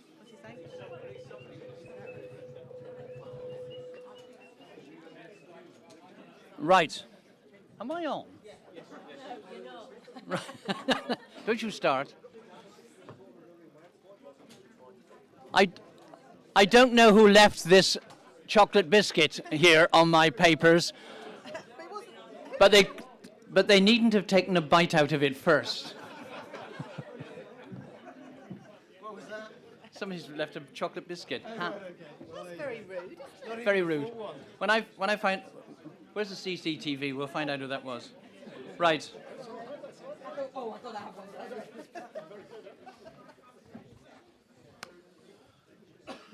Okay.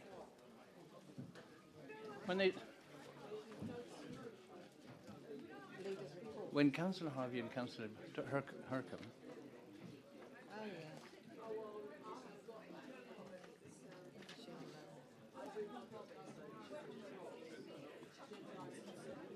Oh, wait, the vice chair. No, I got. Mentioning the fact that everybody had eaten Frank's biscuits before I even got there. I've got to wait. Councillor Hurcombe is clearly defected to Councillor Harvey. I'm a bit worried about this. He's doing what? They're together, look, down in the bottom corner. He's defected.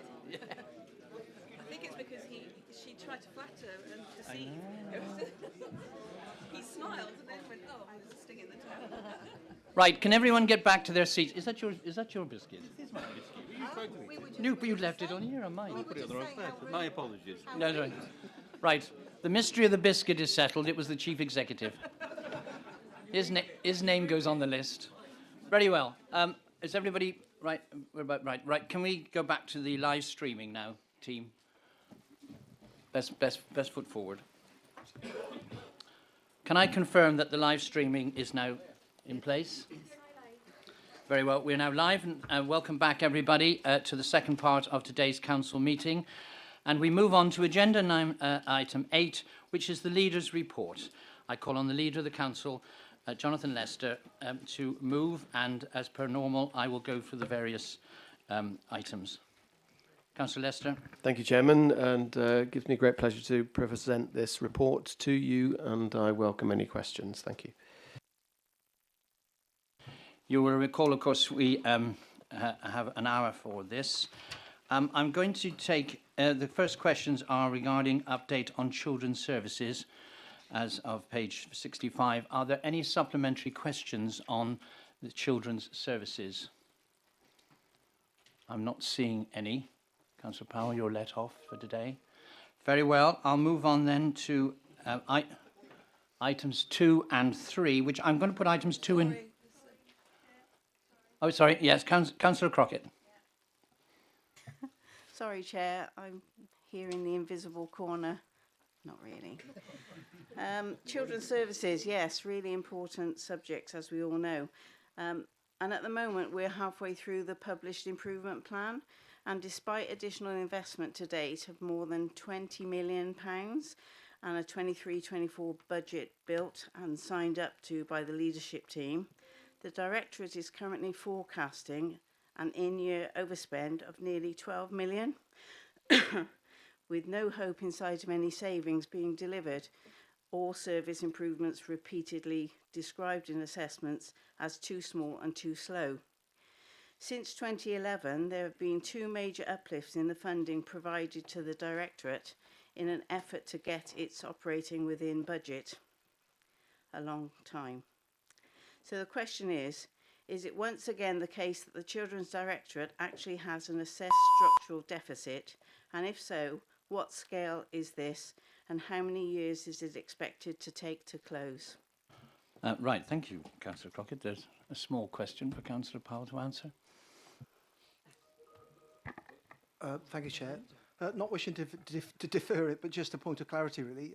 The question was about budget, so is that better answered by Cabinet Member for Finance, or...? Hang on. Or the leader. Hang on, Chair. Sorry, Chairman, if I may. Councillor Crockett is an excellent question, and I think we really need to be laser focused on the budgets for children's services. Absolutely. Yes, you're absolutely right that we are facing an overspend forecast, and we really have to minimise the amount of money that overspend is.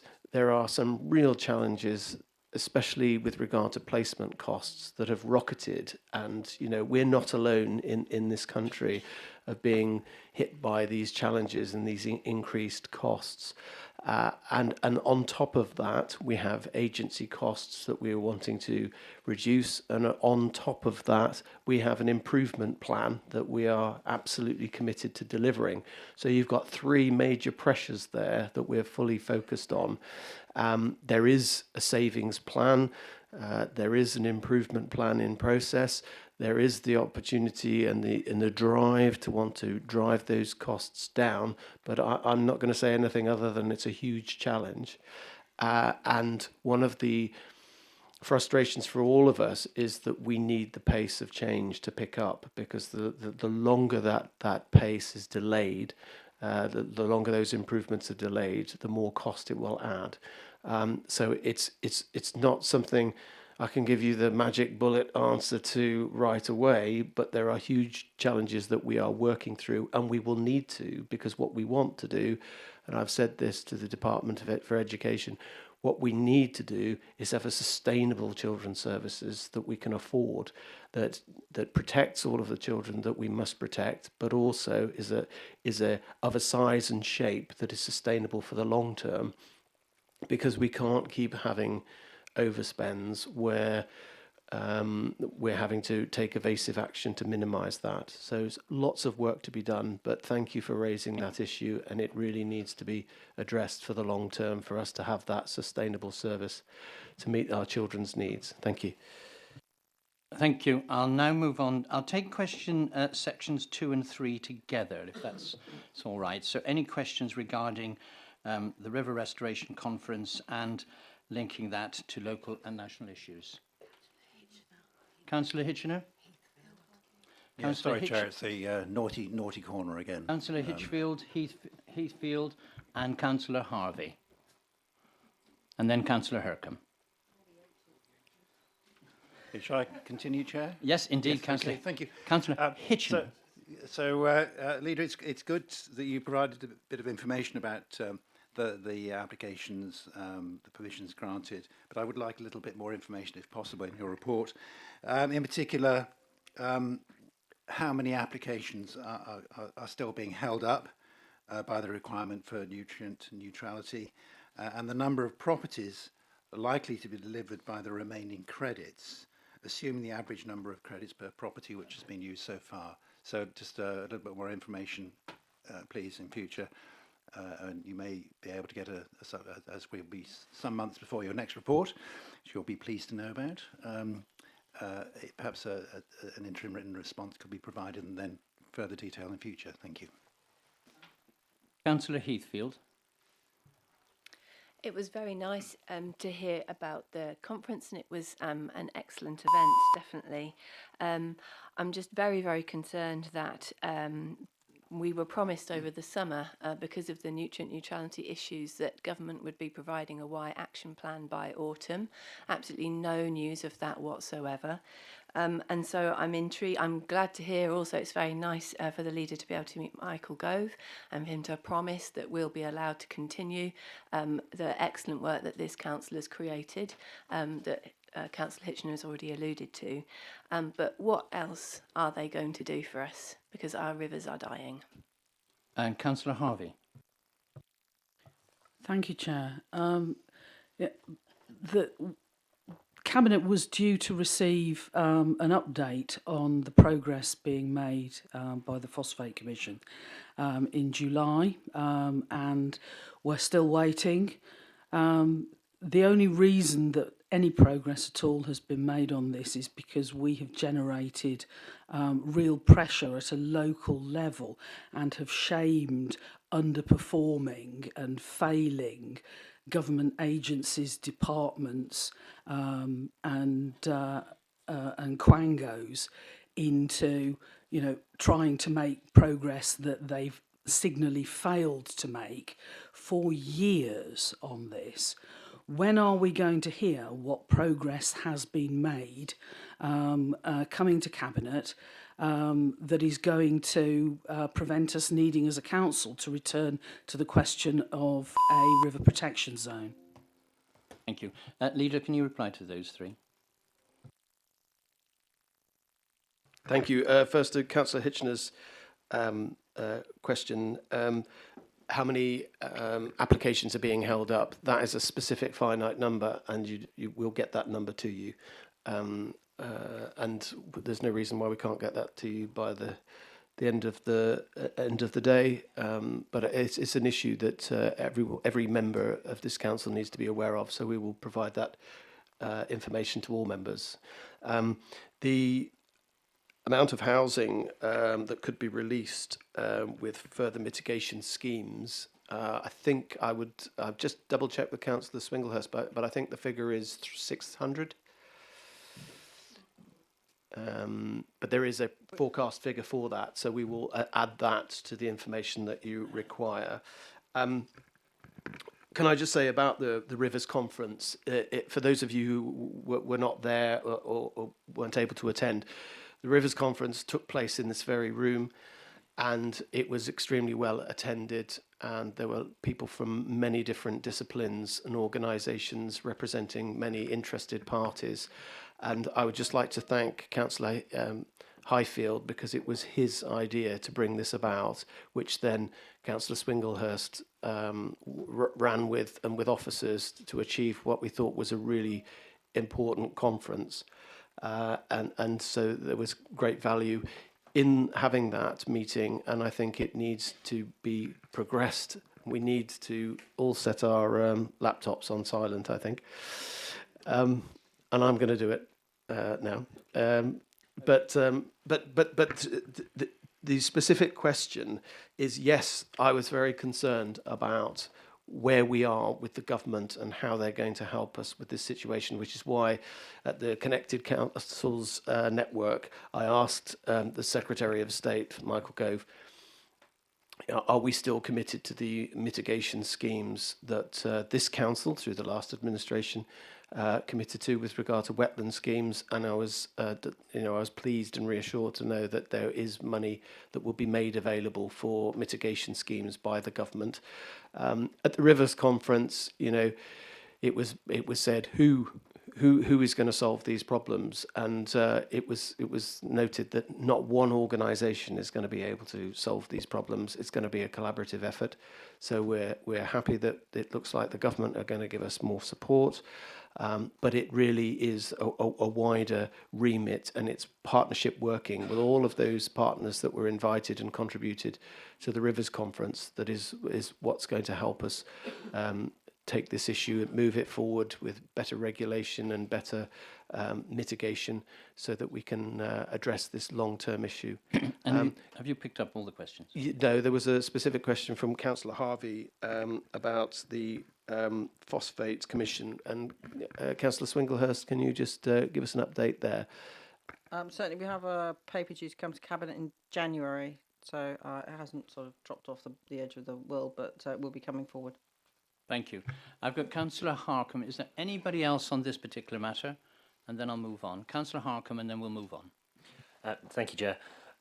As the ward member for Luston, where the wetland's located, the Parish Council of Luston were delighted to go and visit, and they've said it's teeming with wildlife already. And they're very keen to integrate the wetland into the local community with some footpaths and things. And I hope the leader will ask the council officers to look at integrating that and allowing them to have the permissive path to view the wetland. The point I wanted to raise, really, though, is that the wetlands go only so far with the phosphates issue, and there are sewers across the county where water and sewage is leaking out because surface water is going in that shouldn't. And just up from Luston is the village of Yarpole, where there is that problem, and that sewage goes into the sewage works at Luston, and Welsh Water have committed to doing a trial of leaky water butts there to actually take surface water out of the drain. Now, I'm hoping the leader will commit the council officers to looking at projects like that across the county where we can stop unnecessary pollution with innovative trials. Leader, briefly. Yes, I mean, for anybody who hasn't seen it, there's an excellent video. It's only a minute and a half, but there's an excellent video on the wetland scheme that is now operational, and I would welcome everyone to watch it. And as I say, it was instigated by the last administration, and I think it's something for all council members to be proud of. Because it really is a scheme that's up and running and making a difference. And I hope, I'm pleased to hear that the parish council really want to be invested in owning it and making it a key part of their community. And I welcome any efforts on their part to feel as though there's that ownership. And with regard to the scheme's initiatives, it's initiatives like that I would really want this council to press Welsh Water and other parties to make sure that these initiatives are really up and running. Because for me, it's individual projects like that, many of them, that are really going to add weight to mitigating the situation as a whole. Okay, thank you.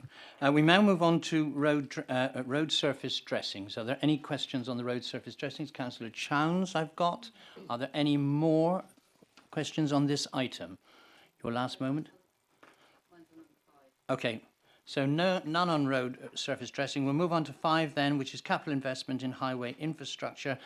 I've got Councillor Chowns, Councillor Harvey, and Councillor Stark, Councillor Oliver. Anyone else? Councillor Hercombe. Do I take it that is complete? Well, I'll take let's do the first 3 first, and then we'll come back. So that's Councillor Chowns, Councillor Harvey, and Councillor Stark. And then I'll go back to the leader. Councillor Chowns. Thank you, Chair.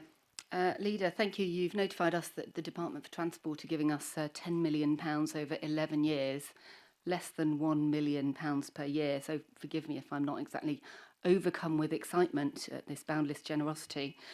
For context, this is a less than inflation level increase on our existing roughly £15 million a year, which in itself is about half of what we need annually in order to keep our roads in a decent condition, and is essentially a literal drop in the ocean compared to the highways backlog created by 13 years of Conservative underfunding of local government.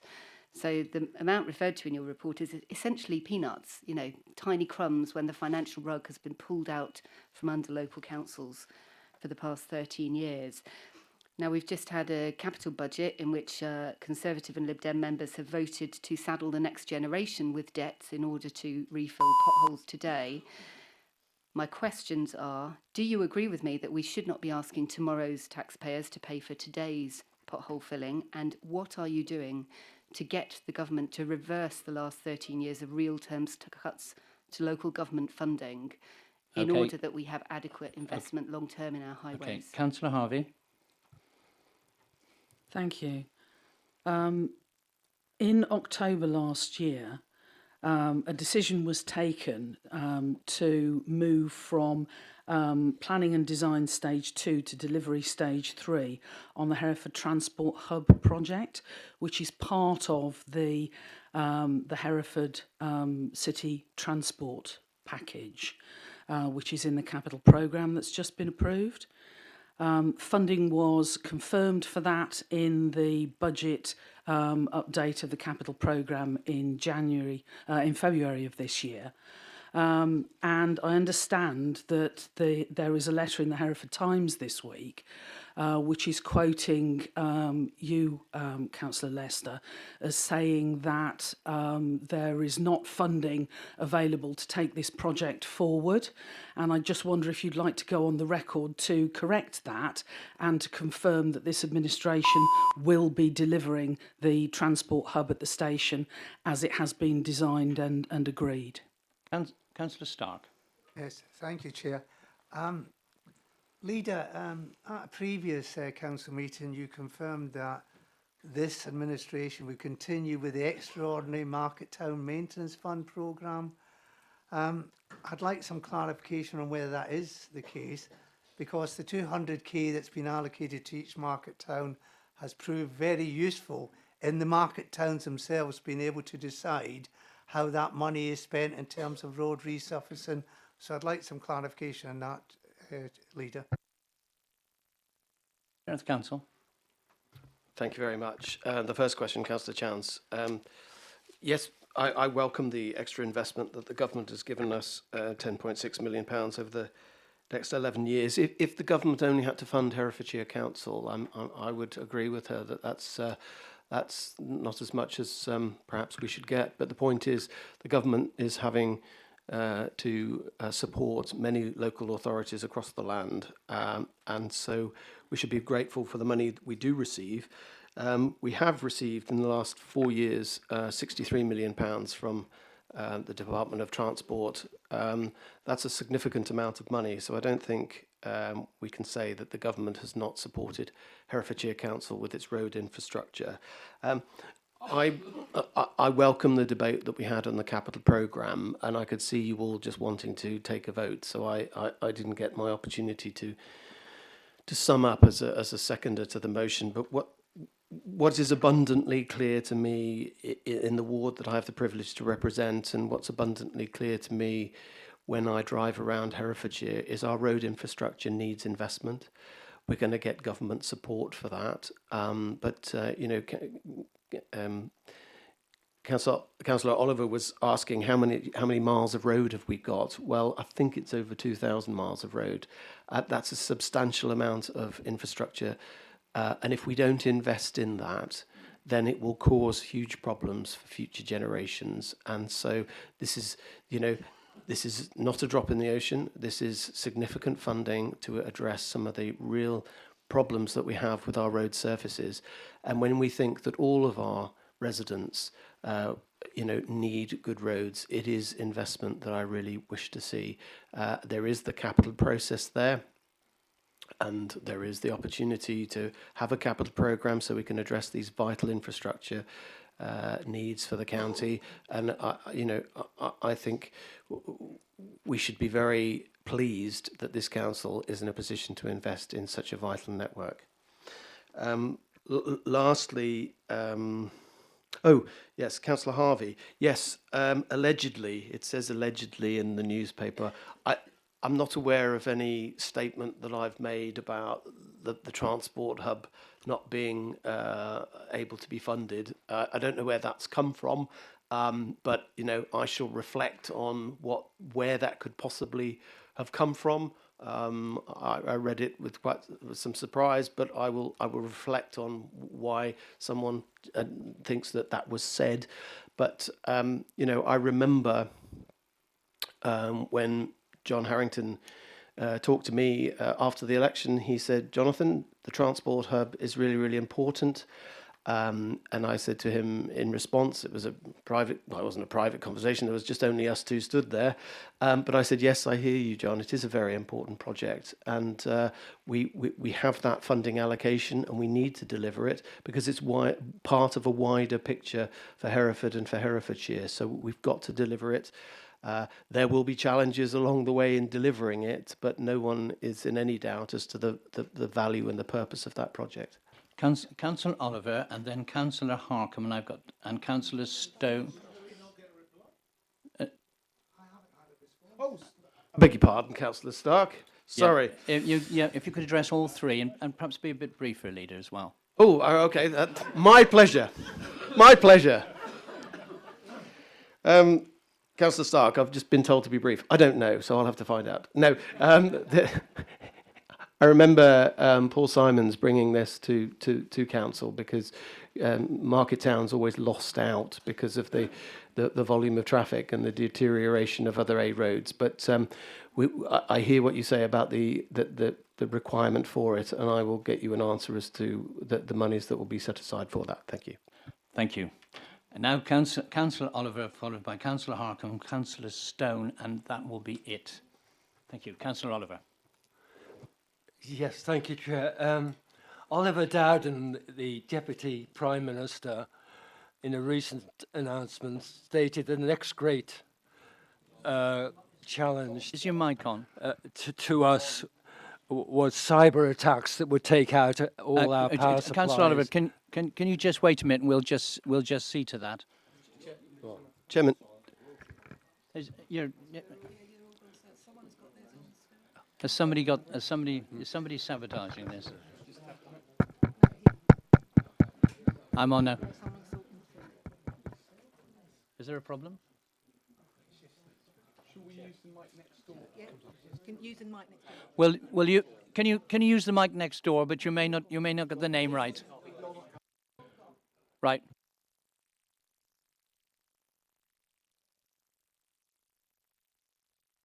Apparently we've got to wait because people won't be able to hear this at home. Yeah, there's some technical issues. We just need a shorter German. There's for those watching at home and can't hear, there's a technical issue. We may have to just take a short break here now.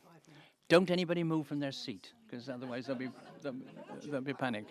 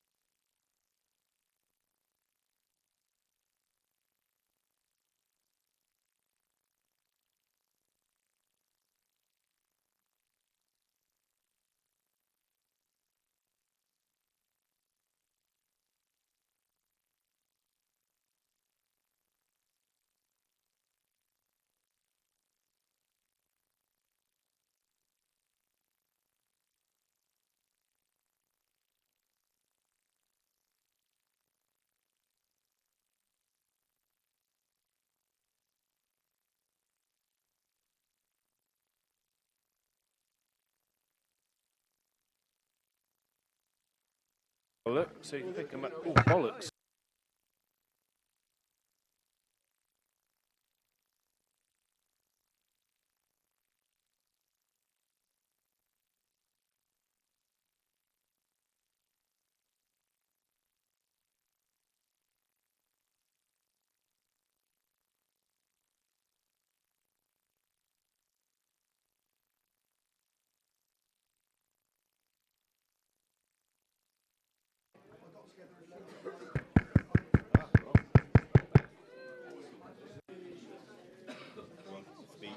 Right. The bad news is we're back on. So that means that we're going to have to stay behind and see that this system works. So there we are. Okay. Can I ask then that the live stream restarts again? Are we live again? We are live. So a reminder of we had some technical difficulties then. So hopefully we've got over those. We are on the issue of capital investment in highways, and I have Councillor Oliver, Councillor Harkham, and Councillor Stone as the final questions on this subject. Councillor Oliver. Thank you. In a recent statement, Oliver Dowden, the Deputy Prime Minister, stated the next great threat to our security would be cyber attacks on our power supplies and internet and digital communications. So in our infrastructure, have we catered for our resilience? He suggested that we all needed to become more resilient, and his suggestions were that one way that we should all have stocks of candles and a battery-operated wireless.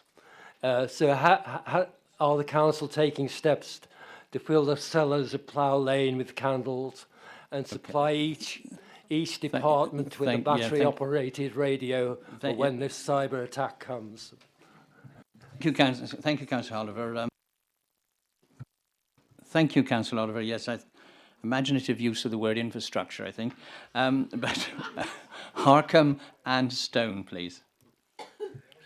Thank you, Chair. The more investment from the government in roads is always welcome locally, but in previous years when money's been allocated and Balfour Beatty have been commissioned to do the work, it's felt that local ward members haven't been consulted enough on where that work is taking place in their area. And they have vital knowledge that can assist and actually make sure the right roads are done at the right time. So can the leader commit that local ward members will be consulted on the additional spend, please?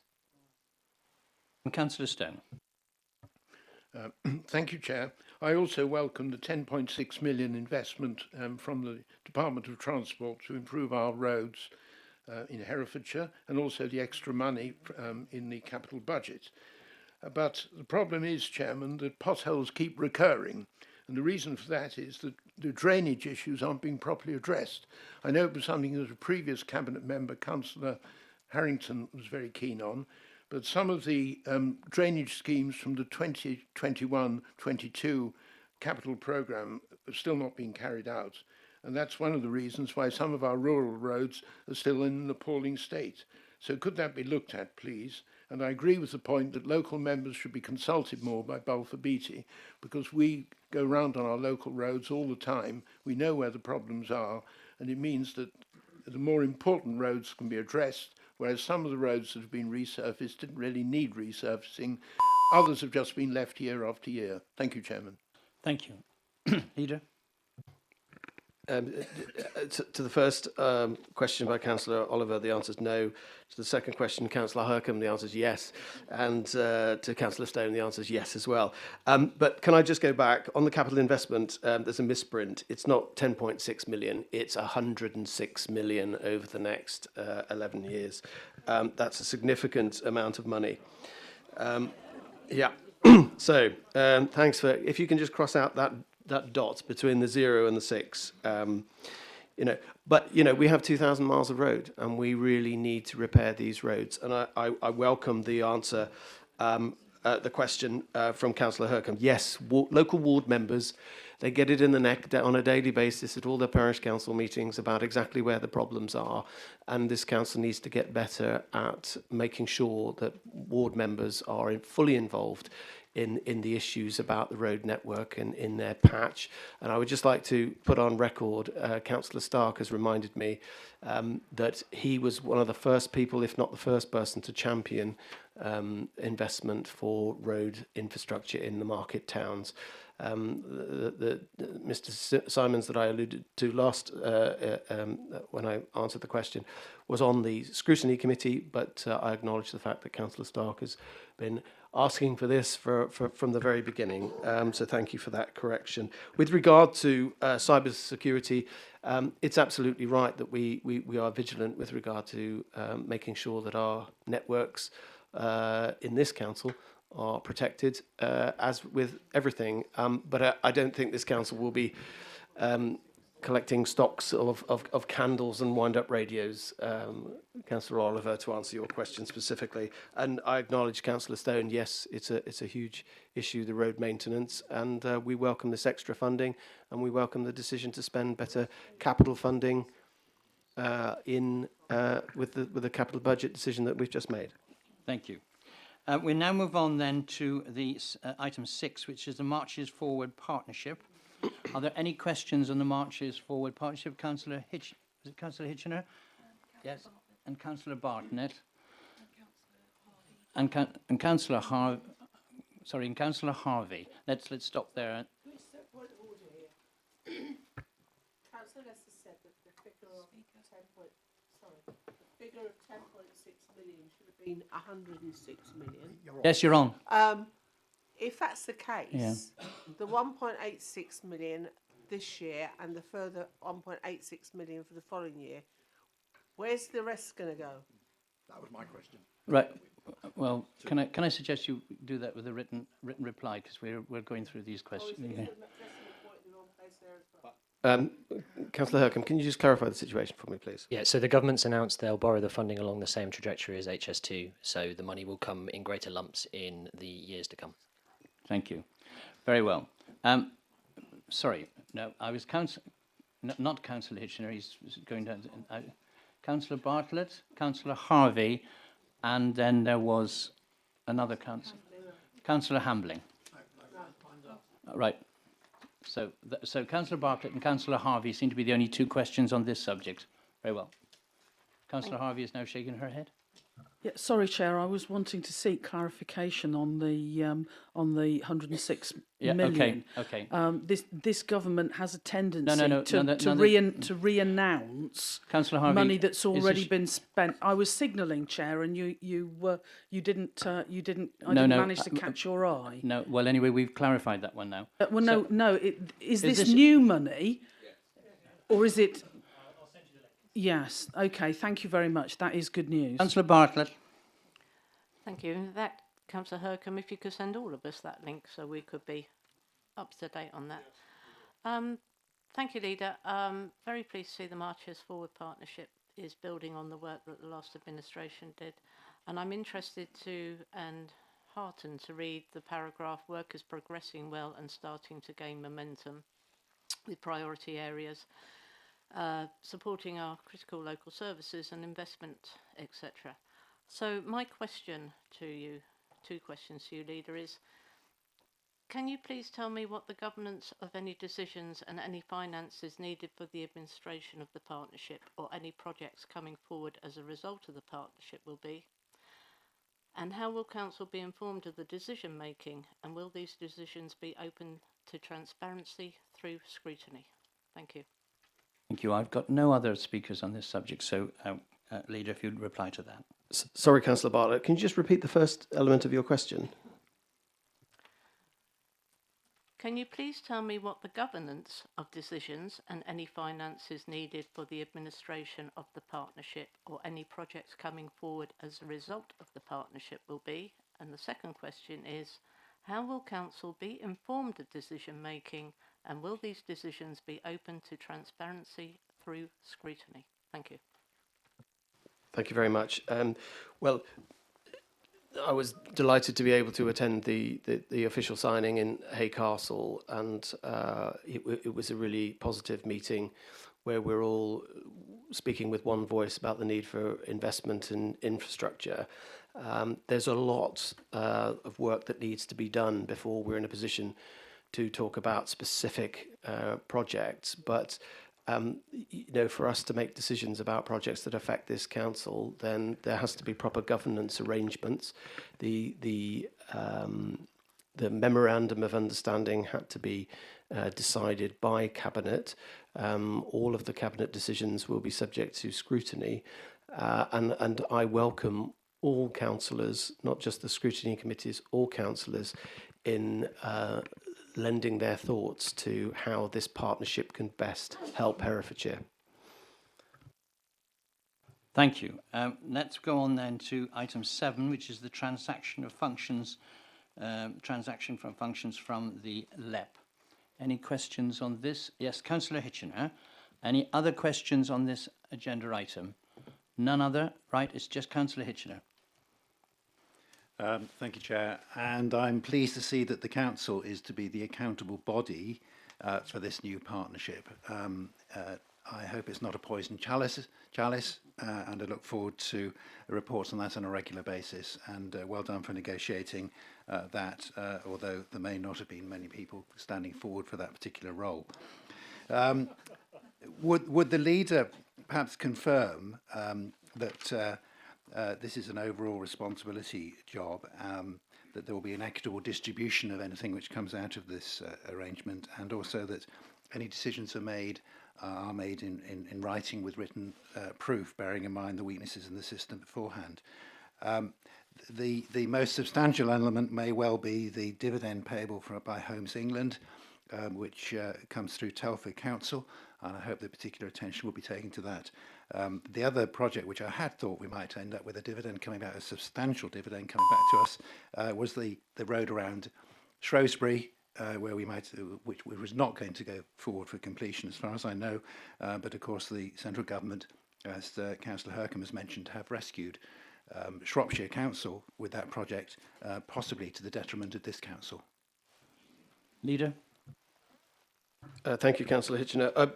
While I'm addressing your question, just you'll probably note from your inbox that the answer I've been given with regard to your previous question, which was that the credit scheme for Luston will release 1,077 homes, and a further 521 dwellings are currently on the waiting list, which could be unlocked by further wetland schemes.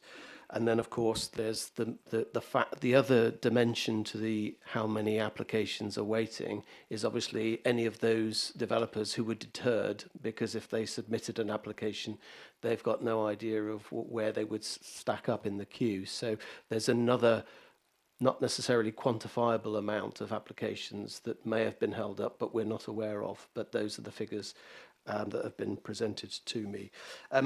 With regard to the LEP and the LEP transition, the local enterprise transition. Sorry, you will note from my report that there are no acronyms in my report because I struggle with them, as Councillor Crockett knows. So if you do see an acronym, please let me know because I will get rid of it. But yes, with regard to equitable, I attended a board LEP meeting last week, and there was an issue about funding for business boards. And Shropshire was not included in that, and I thought it would be equitable and fair that all 3 authorities received some funding, and that was a motion that was carried at the board, which is an indication, I think, of how those members on that board and the local authorities are prepared to work in a fair and equitable way to make sure that there is still this ethos of trying to support each other in getting those funding arrangements. But this is a transition arrangement, so that we can find out how best we can move forward, and there are still things to be decided about the future of funding to be allocated to regions. But I'm confident that we will work well with our partners, Telford and Wrekin and Shropshire, whilst we manage that transition. Thank you, Leader. Thank you, Leader. We now move on to Agenda 8, Herefordshire Economic Plan. Do I have any questions on the economic plan? I've got no one. Councillor Hitchener, you're rapidly doing your three, but there are. Sorry. Well done. Sorry about this. So the economic plan, the leader refers to Councillor Biggs working on a skills board. Is he also working on the overarching economic and place board, and could he provide an update on the development of that board? Thank you. Yes, thank you. Councillor Biggs, would you like to just feed in? Thank you.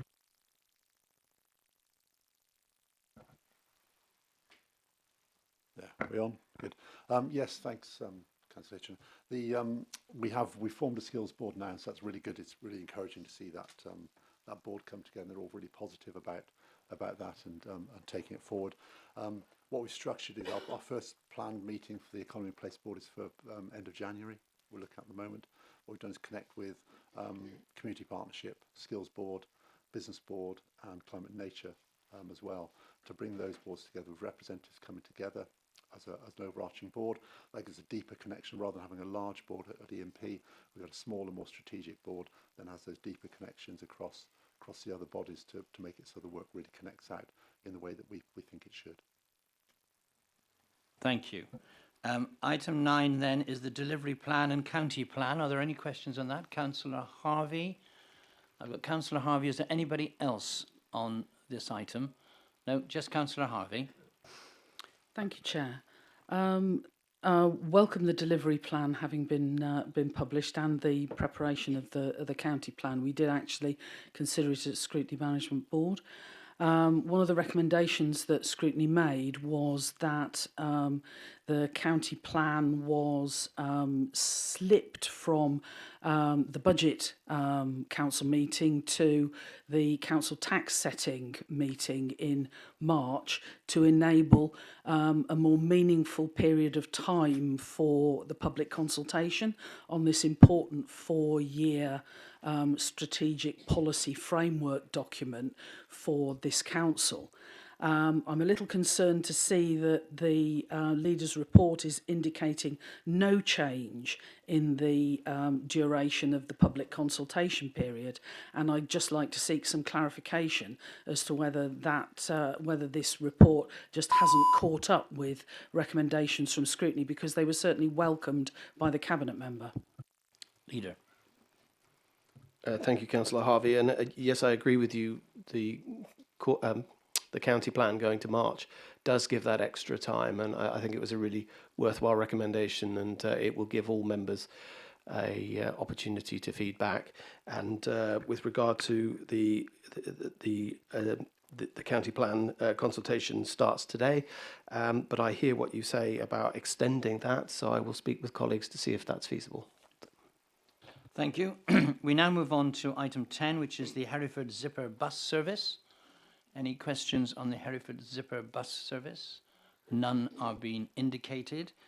Chairman, can I just use this as an opportunity to correct the fact that the range for the Zipper bus is 300 kilometres, not miles, sorry. Good, that's noted. And then we go on to item 11, which is the Southwide Development Trust, AGM. Councillor Tibbett? Any others? No, you're on. Thank you, Chair.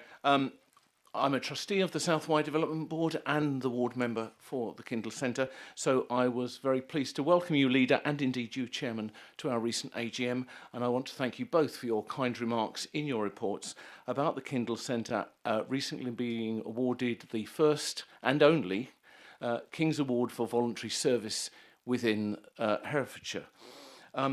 In light of the Talk Community Review and indeed the extra £2 million for organisations that we have just agreed, Leader, do you agree that and recognise that there are many organisations within the county, including the Kindle Centre, which are not part of the Talk Community Network and yet deliver really important, vital services to our communities and indeed across the county, and that they deserve recognition and support in any way possible from this council?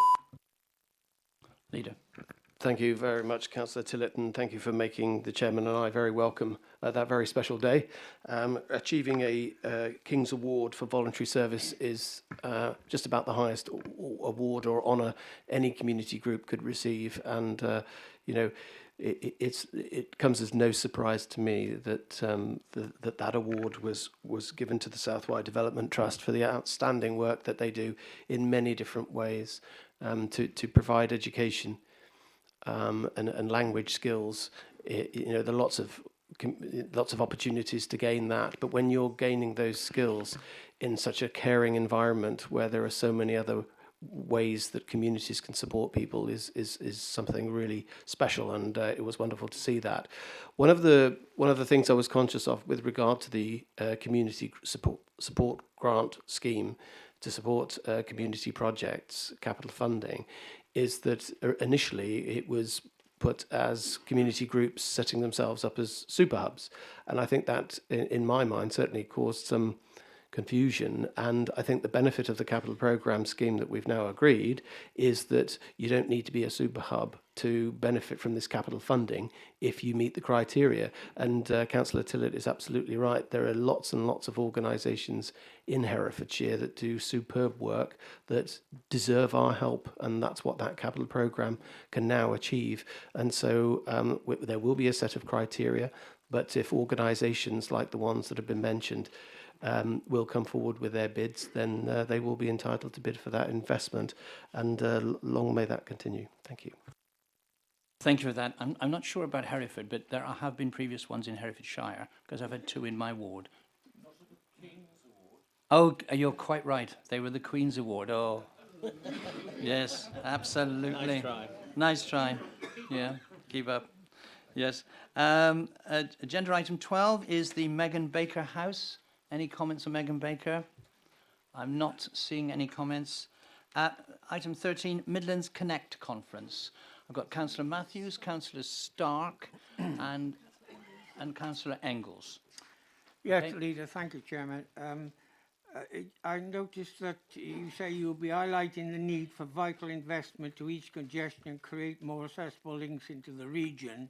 You'll be stressing the importance of improvements to our rail network, and specifically advocating the Pontyler station, etc., and also the dualling of the line between Ledbury and Hereford. You will recall, Leader, me and my colleagues put all those proposals before this council some 8 to 10 years ago, and in agreement with Network Rail.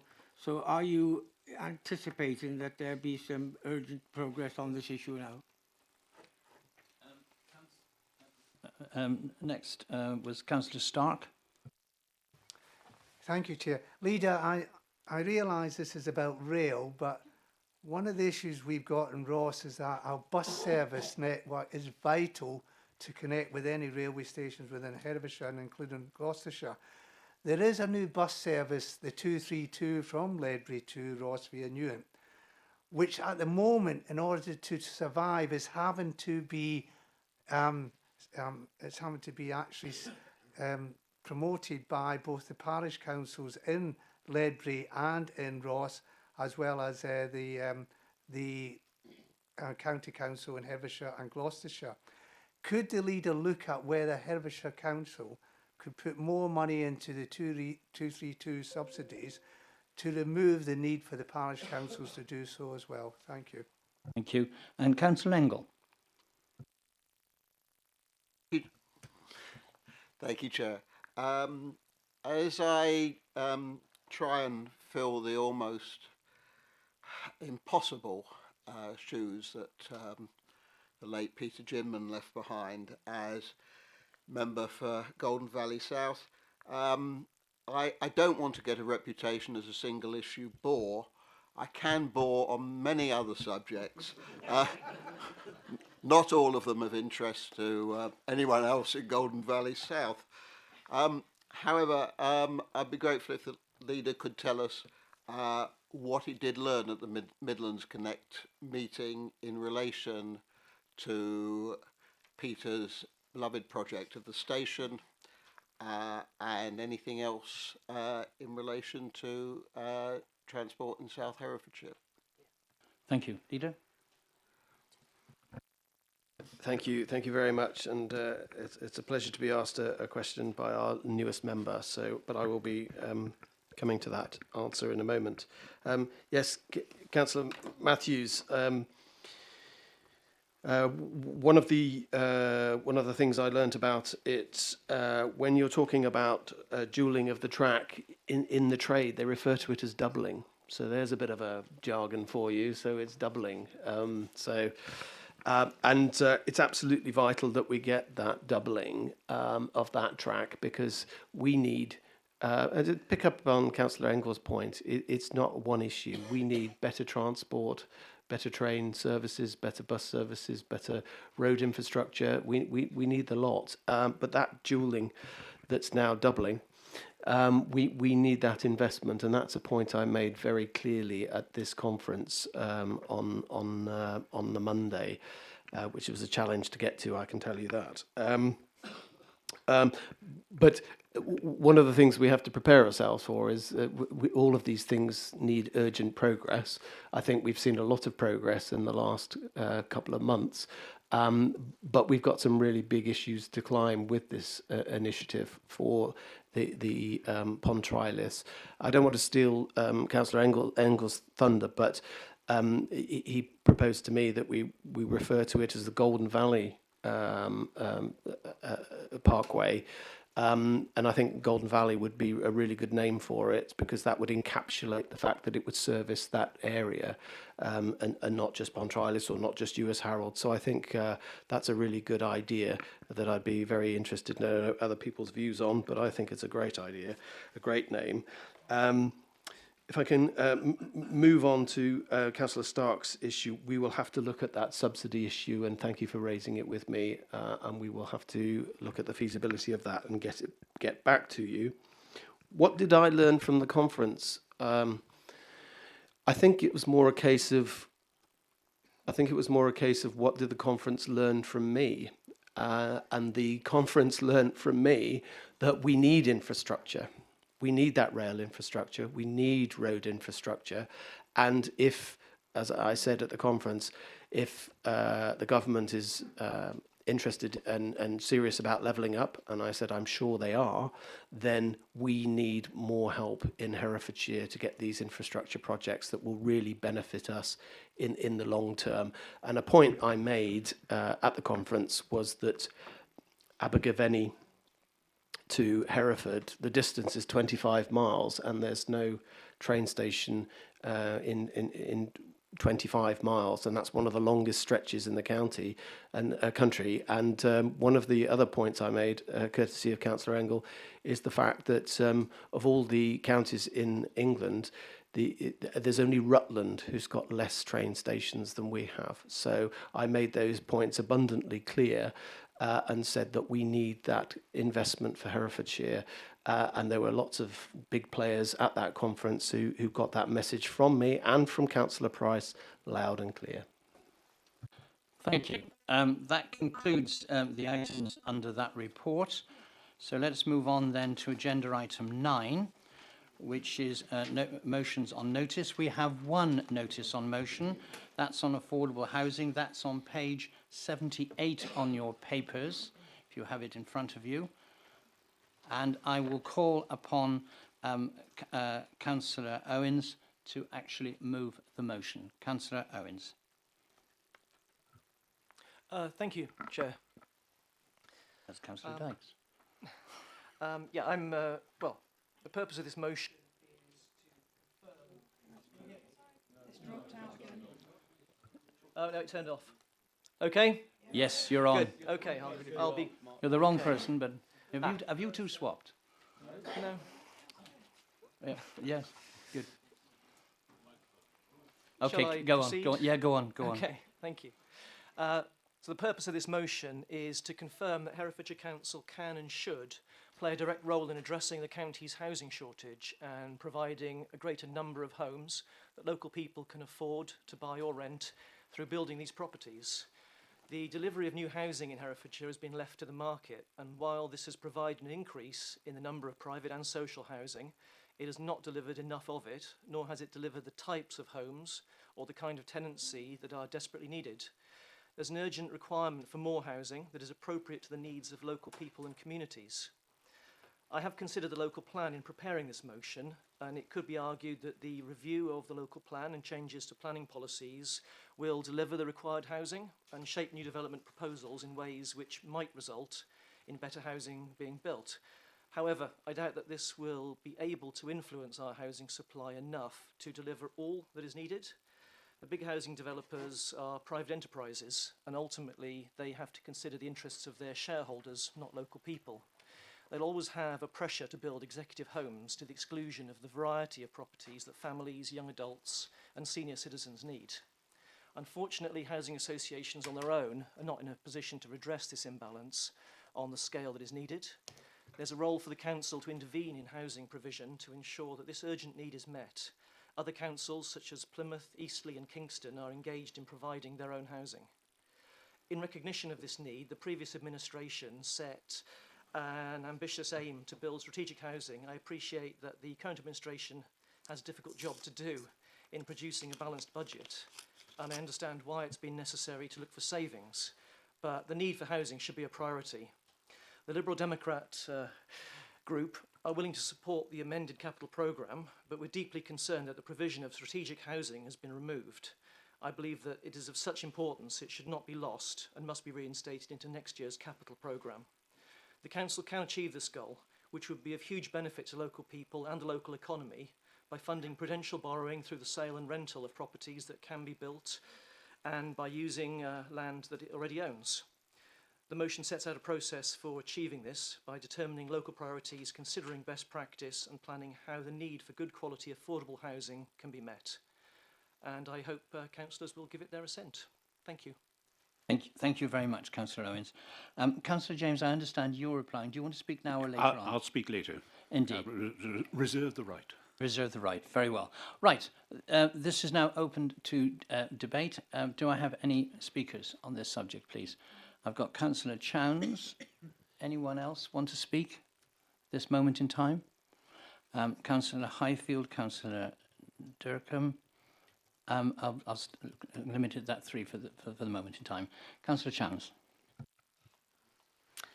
Thank you, Councillor Owens, for your motion. I share your concern about the shortage of affordable housing in the county and indeed in the country as a whole. And I'm glad that you mentioned in your introductory speech that the previous Independent and Green administration indeed had plans and budgets in place, and in fact staff working on precisely this issue. I was a little surprised not to see that mentioned in the motion itself, so thank you for acknowledging that. I was a little surprised to see no mention of housing standards in your proposal, nothing about housing quality, accessibility or net zero standards, which were part of the programme that unfortunately all of the Conservatives and Lib Dems in the room have just voted to remove from the capital programme.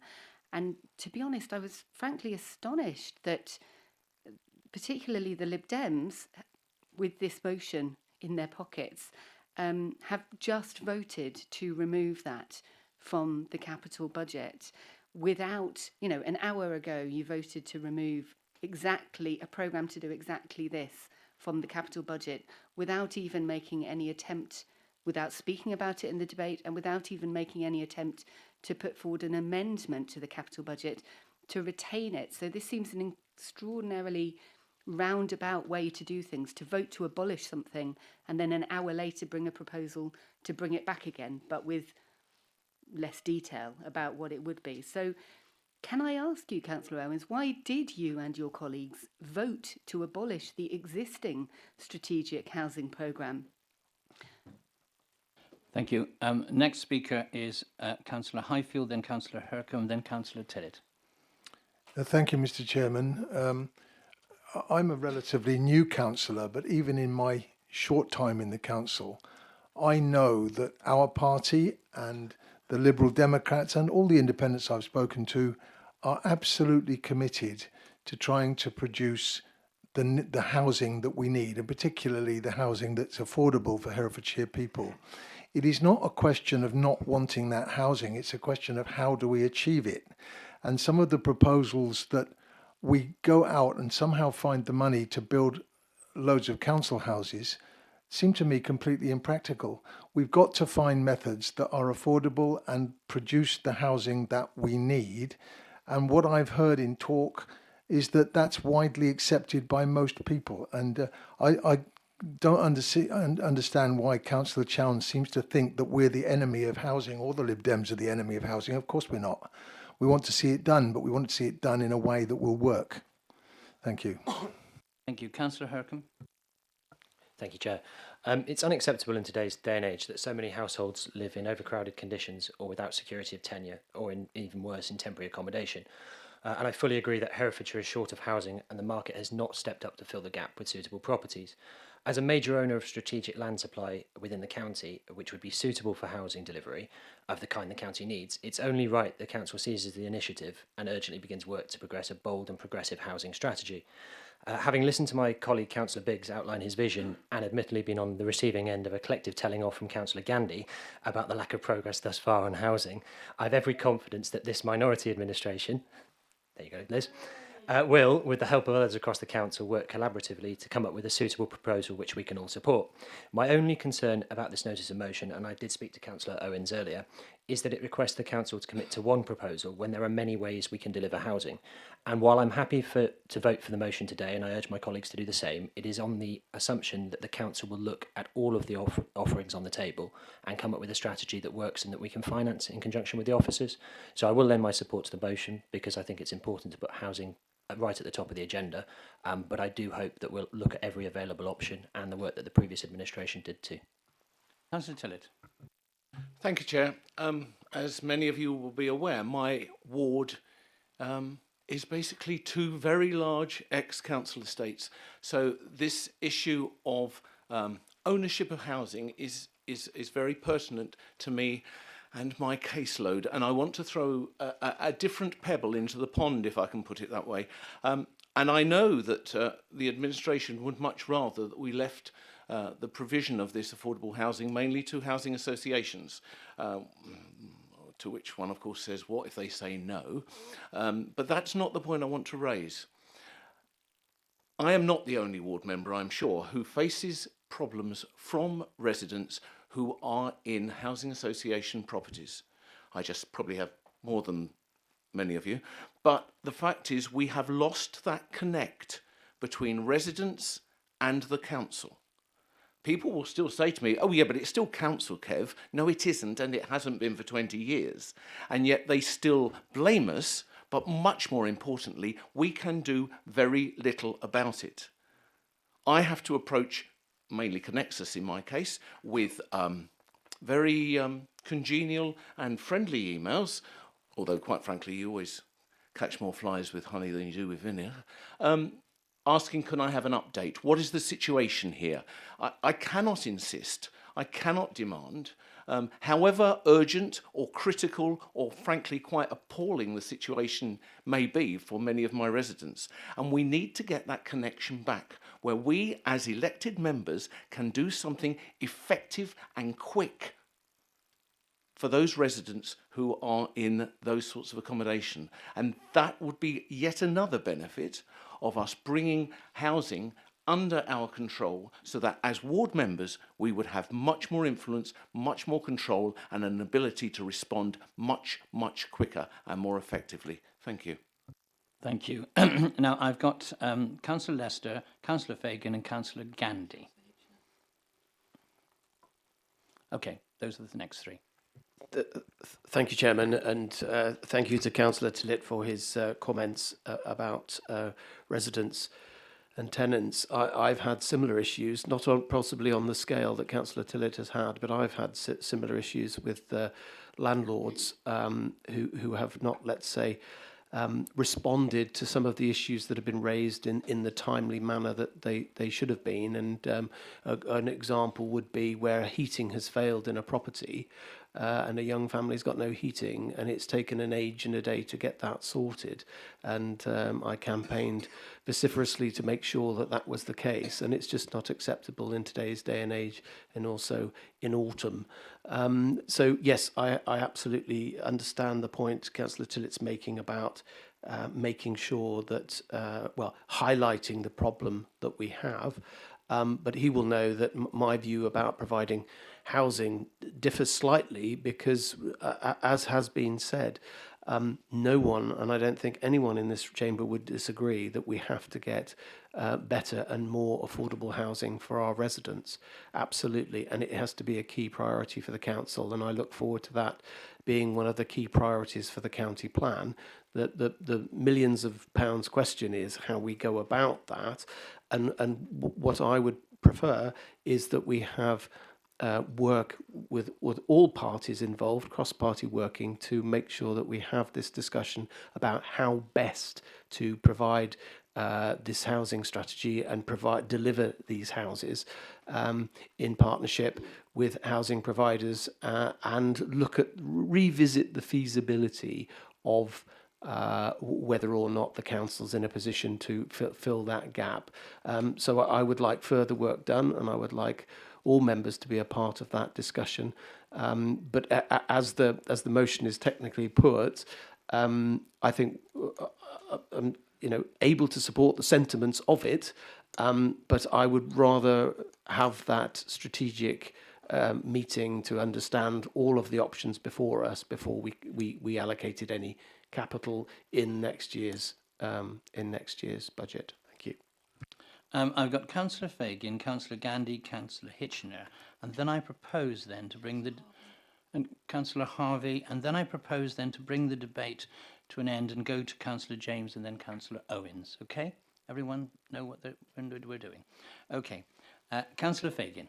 Yeah, thank you, Leader. I'm supportive of this motion, but the fact is that we wouldn't have had to hear it if we hadn't just eliminated this from the capital budget. So again, like my colleague, I'm quite surprised. But obviously, the issue of housing is absolutely crucial, and the various members have raised the comment about this is not the only way to deal with it, and I would reiterate that actually, being a ward councillor for rural areas, I find that the biggest issue in my ward is the fact that where rural incomes are extremely low, it's very difficult for anybody to develop low impact housing, and it's also very difficult for people to actually do self-build. And I think that this is one of the key issues that we need to make sure the review of the core strategy actually addresses, so that we can properly address all of the housing issues, whether they be urban or rural in our county, and that we give people the opportunity to actually provide housing for their families on land that they may own, and that they can develop low impact housing.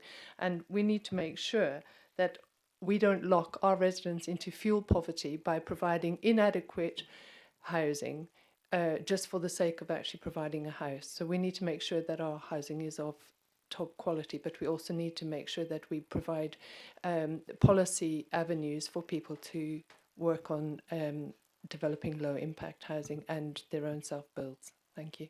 Councillor Gandy. Thank you.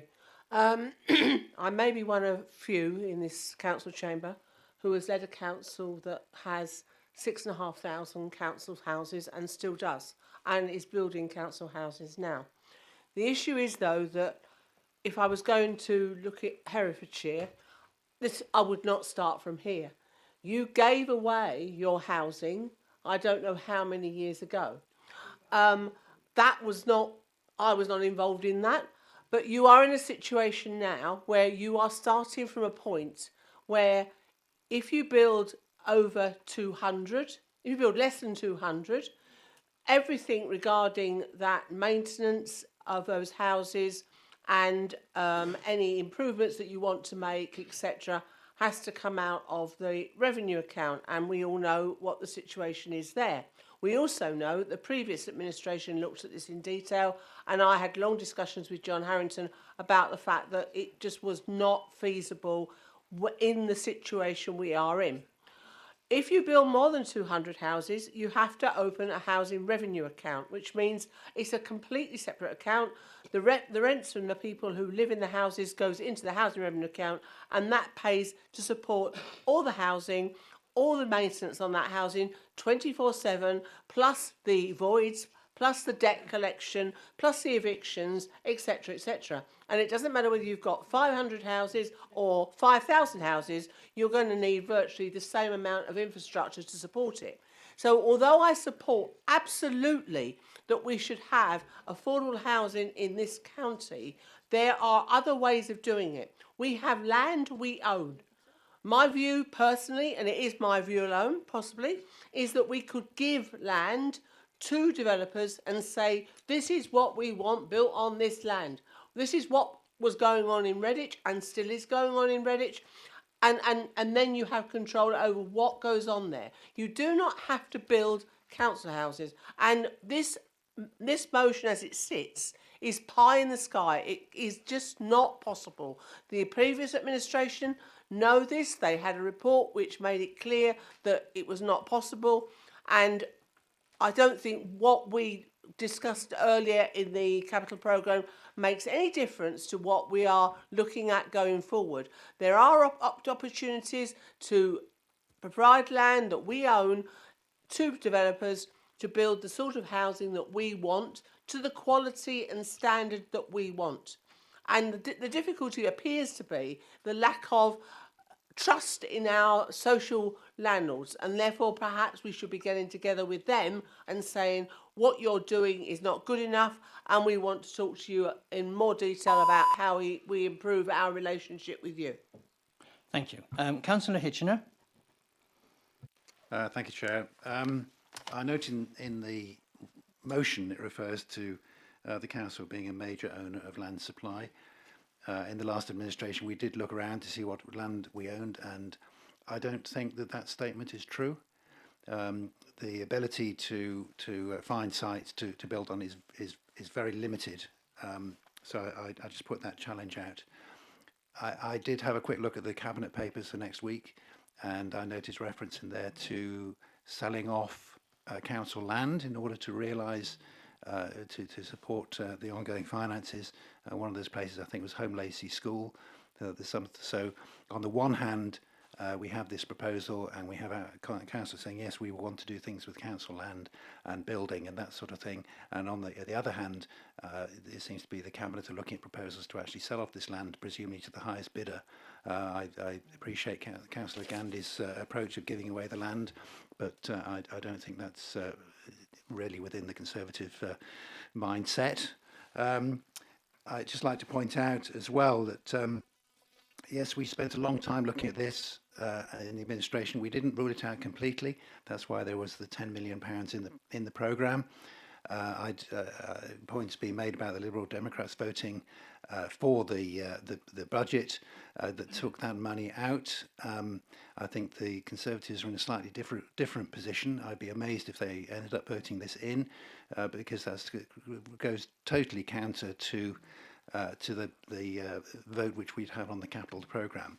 The Liberals may be able to pick and choose, but I don't think the Conservatives can do that. So I look forward with quite a lot of interest to see which way the Conservative members happen to vote. I'd just like to point out that from a market perspective, during our administration, the number of social houses which were being built was increasing. And in the last year of our administration, there were 1,014 homes built in the county, notwithstanding the issues with phosphates in the northern county. So I think as an administration, we delivered housing effectively. Thank you. Councillor Harvey. Yes, thank you, Chair. Yeah, and I agree with points that have been made by Councillor Hitchener and by Councillor Gandy on this. You know, it's not that straightforward.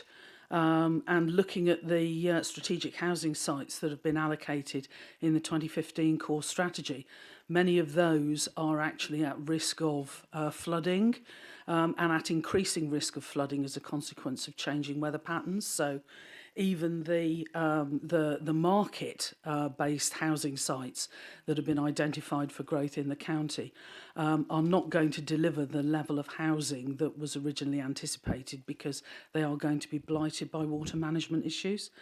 Of course, as Councillor Hitchin has just said, we were very successful at delivering housing. In fact, in between 2019 and 2022, we delivered more social housing, affordable housing, than has ever been delivered in any year of this council's operation, going back to 2011.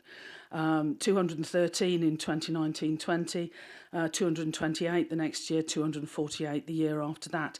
And in terms of market housing, similarly, 904 in 2018-19, 643 in 2020-21, and 1,014 in 2021-22, which is the most recent year that has had information published.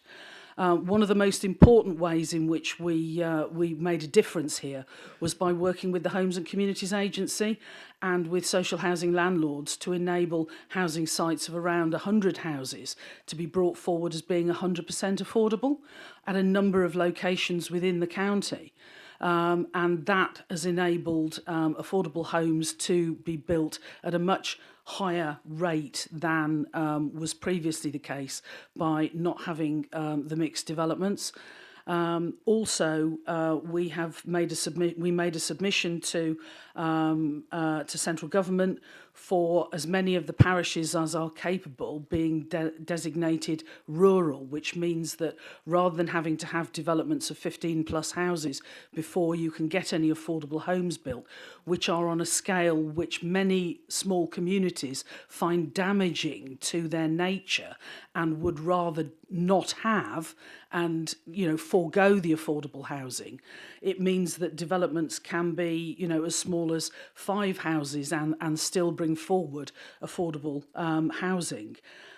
It's really unfortunate that neither of our Conservative MPs have yet given their support to that request to central government, despite being written to at least twice requesting that they do so. So anything that can be done to chivvy them along and to get them to be enthusiastic about that, I think would actually make a real difference on the ground in terms of delivering affordable homes right the way across the county. Thank you, Councillor Harvey. We'll now move to the seconder of the motion, which is Councillor James, and then I'll return to Councillor Owens to sum up.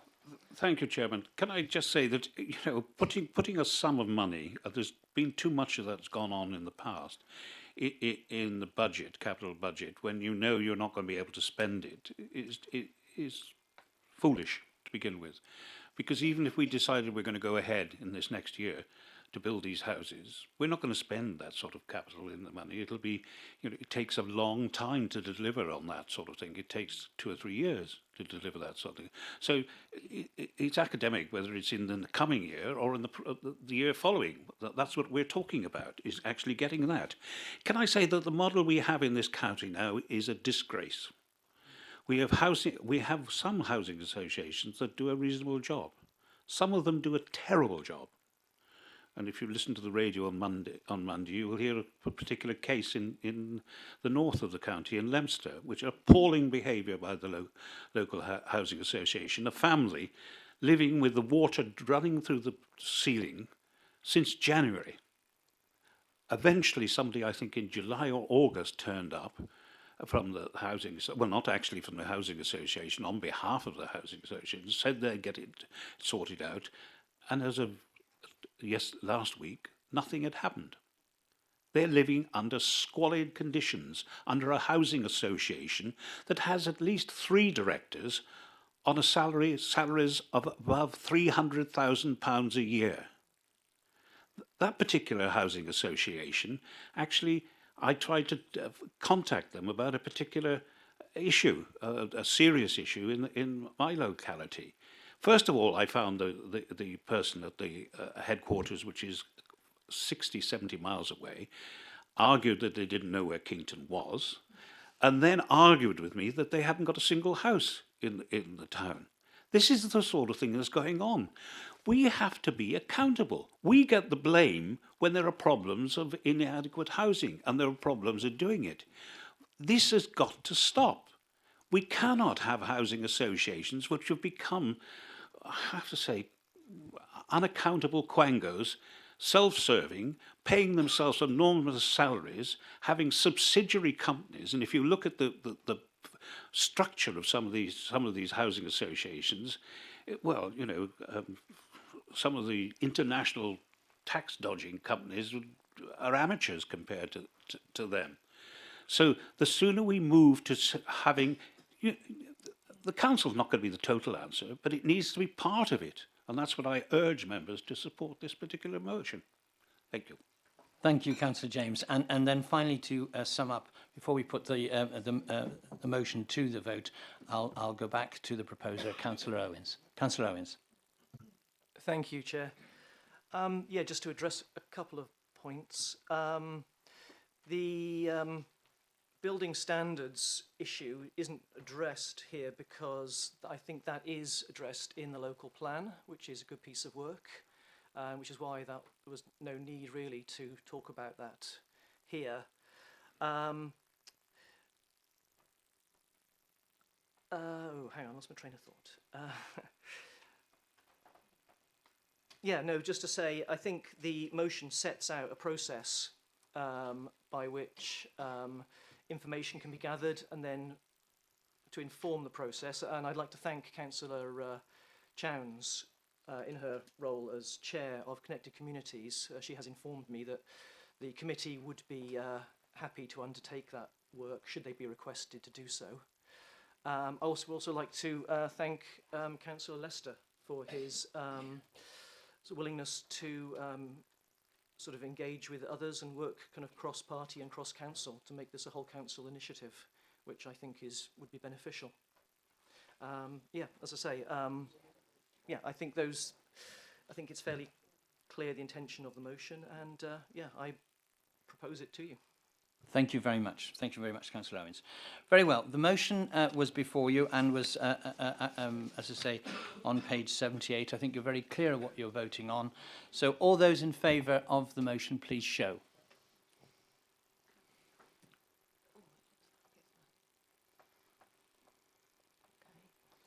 Are there any against? Are there any abstentions? A minority. Very well, that motion is carried. Can I now say as chairman, you did notice my comments about the Ewish Harrold visit that I made to Stonewater, where there was 38 new sustainable and affordable homes, and I do see that as an excellent example of a good layout and good quality homes.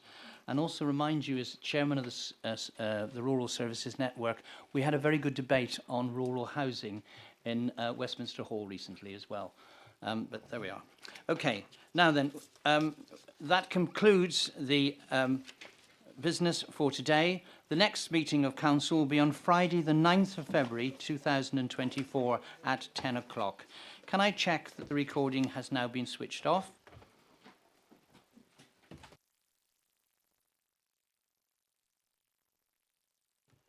Yep, thank you. Can I remind